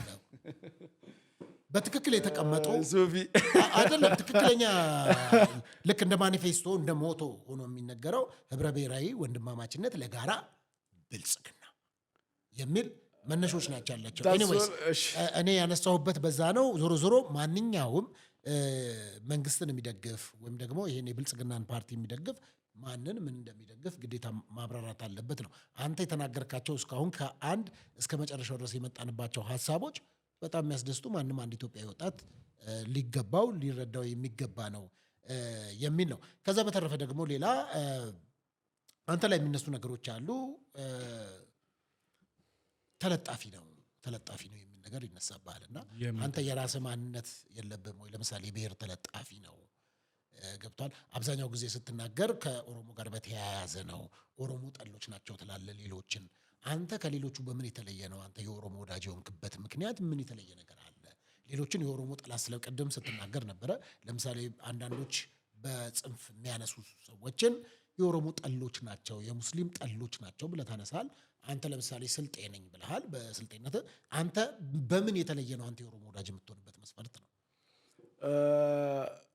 የመጀመሪያው ነገር እኔ የኦሮሞ ወዳጅ እንዳልሆን የሚከለክለኝ ምን ስላለ ነው እኮ። ይከለክልሃል እኮ አይደለም። ምን ስላለ ነው የኦሮሞ ወዳጅ የማልሆንበት ምክንያት? አንደኛ እኮ ለምን ሌሎችን ጠል ትላለህ ነው? አንተ ለምን አትወድም? ለምሳሌ እኔ አሁን አማራ ክልል ውስጥ ያለ ኃይል ኦሮሞ ጠል ነው፣ ጽንፈኛው ኃይል ነው ማለት ጠል ነው ስል አሽቃባጭ በኦሮሞ ልብ ውስጥ ለመጎዝጎዝ ለመግባት የሚል ኢሹ ተነሳ። እኔ የጽንፈኛው ልሳን ሀብታሙ አያሌው እንደ እንስሳ ሳይሆን እንደ ሰው የኦሮሞን ሕዝብ ቁጭ ብሎ እንዲጸዳዳ ያስተማረው እኛ ነን ብሎ ሲናገር ከዚህ በላይ ጠልነት አለ? ዊዝ ሪዘናብል ወይ ማለት አንድ ፈን የሚያደርግ ነገር ልንገርና አንድ ቦታ ምሳ እየበላን ነው። ምሳ እየበላን አንድ ጓደኛ ያለ እንዳንተ የምቀርበው እና አንድ ጓደኛችን አለች። ጓደኛ እሱ ያውቃትም ነው ጓደኛ ናትና ልጅቱ እጇን ልታጠብ ሄደች። መጋፍ እየበላን እና ሚስት ናት እንዴ ልታገባት ነው አለኝ ሲለኝ ጓደኛህን ልጇን ልታጠብ ሄዳ ሺዝ ኖርማል ፍሬንድ እኮ ከዛ ልጇን ልታጠብ ሄዳለች እና ልጁ ጉራጌ ነው ጓደኛዬ ነው። እንፎጋገራለን፣ እንተራረባለን፣ እንጫወታለንና አዎ ላገባት ነው ጓደኛዬ ናት ምናምን ስለው ቆንጆ ጉራጌ ያገኘ ደም ግባቷ ጉራጌ ይመስላል አለኝ። አይደለችም ልጅቷ ሲለኝ አይ ኦሮሞ ናት አልኩት። ናትም ደግሞ በስርዓት ስለምን ቢለኝ ጥሩ በጣም ነው ፈን ያደረኩት። ይህንንም ፓርቲውን ይመረጥልህ አለ። ሚስት ፓርቲውን ይመረጥልህ አለ። በጣም ነው ፈን ያደረኩት ነው የምነግርህ። እንደዛ ሲለኝ ቱማሽ ነው የሳቅኩት። ፓርቲውን የመረጠልህ ምናምን አለኝና ኖርማሊ ምን ልፈልጌ ነው እኔ ኦሮሚያ ክልል ውስጥ ያለ ማልገዛው ፖለቲካ ኦሮሞ ውስጥ ያሉ ፖለቲከኞች ማልገዛው ፖለቲካ አለ። ለምሳሌ የሸኔን ፖለቲካ አልገዛው። እኔ አሊያንስ የምፈጥረው ራሽናል ከሆነው የኦሮሞ ፖለቲከኛ ጋር ነው። ራሽናል ከሆነው የአማራ ብልጽግና ጋር ምን አሊያንስ አለ። ለኦሮሞ በተለየ መልኩ ምቆርቆርለት ምንም ሪዝን የለም። ለስልጤም የለም ለኦሮሞ ቀርቶ በተለየ መልኩ ግን ቅድም እንዳልኩ ነው እኔ አማራ ክልል ካለው ጽንፈኛ ይልቅ ለአማራ ህዝብ እኔ ቀርባለሁ ስል አንተ ማን ስለሆንክ ስንት ኪሎ ሜትር መተህ ነው የሚነሳው አይደለ? እኔ ኦሮሚያ ክልል ካለ ጽንፈኛ ሁሉ ለአንድ ኦሮሞ እኔ ቀርባለሁ። አንደኛ የስልጤ ህዝብ ከአካባቢው ቀጥሎ ተሰዶ ቢኖረው ይሄ በስራ ተንቀሳቅሶ የሚሰራው በሰፊ ኦሮሚያ ክልል ውስጥ። ሁለተኛ ጂኦግራፊካሊም ቦርደር ነኝ እኔ ካደኩበት አካባቢ ካልቸሩንም በደንብ አውቀዋለሁ። ሶስተኛ ሪሊጂየስሊም ካልቸራሊም የመገናኘት እንትን አለን የምንገናኝባቸው ነገሮች አሉ። በጉርብትናውም በምንም ወንድሞቼ ማጎቶቼ ሄደው የሚሰሩበት ኤሪያ ነው ሄጄ ያለው እነሱ ጋር ሲሄድ ህዝቡ ነው ያለው ምናምን ብዙ መውጣት ያለበት ብዙ የሚያኮራ ማንነት ያለኝ ሰው ነኝና ተለጣፊ የሚሉት ፌክ ኒውስ እላለሁ። ጥሩ። በስተመጨረሻ ማስተላለፍ የምትፈልገው ነገር ካለ እድሉን ሰጣለሁ። በስተመጨረሻ ማስተላለፍ የምፈልገው ነገር አንድና አንድ ነገር ነው። ብዙ ጠቃሚ ምክሮችን መስጠት የሚችሉ ብዙ ጠቃሚ ሀሳቦችን ለሀገር ማበረከት የሚችሉ ወጣቶች አሉ። ፋይንድ አውት እያደረክ ወደ ሚዲያ ማምጣት ወጣቶች ላይ ብዙ ብትሰራ። ምክንያቱም አሁን ሀገር ጠቅላይ ሚኒስትሩንም አይተህ ከሆነ መጻፍ ያለባቸው ሰዎች ናቸው ካልመራም ብለው አገር እያተራመሱ መጻፍ ያለባቸው ሰዎች ወር ደግሞ ቁጭ ማለት ያለባቸው ሰዎች ሚዲያውን በሙሉ ተቆጣጥረውት የትግራይ ህዝብ እነ ደብረጽዮን 17 ዓመት ትግሉ ላይ አሁን እድሜ ዘመናቸውን አይቶት የማያውቁ ደብረጽዮን በ70 ዓመቱ አይቶ የማያውቀው መከራ የ20 ዓመት የትግራይ ወጣት አይቷል። ወጣቶችን ወደ ሚዲያ አምጥተህ ግንዛቤ እንዲፈጠር ብታደርግ ወጣት በፖለቲካ ኢሹ ላይ ቁጭ ብሎ ሳይገፋፋ ሳይገባበት ምናምን ቁጭ ብሎ የሚነጋገርበትን ኢንቫይሮንመንት የሚፈጠርበት ሚዲያ እንዲሆን ምኞታለኝ። ያ ላይ ብታደርግ ደስ ይለኛል። ከልብ አመሰግናለሁ። በጣም አመሰግናለሁ። ተመልካቾች እንግዲህ በመላ ለምትገኙ ኢትዮጵያውያን ኤርትራውያን እንግዲህ ከወጣት የሶሻል ሚዲያ ተጽዕኖ ፈጣሪዎች መካከል እንግዲህ በጣም በብዙዎች የምታውቁትን ወንድማችንን ባባ በዚህ ጋብዣለሁኝ። ስለነበረን ጊዜ በጣም አመሰግናለሁ። መልካም ጥሩ። በሌላ ጊዜ በሌላ እንግዳ አገኛለሁ። እንግዲህ ላይክ፣ ሰብስክራይብ፣ ሼር በማድረግ ከኛ ጋር አብራችሁን ስላላችሁ በጣም አመሰግናለሁ። መልካም ጊዜ። ቻው። ሰላም።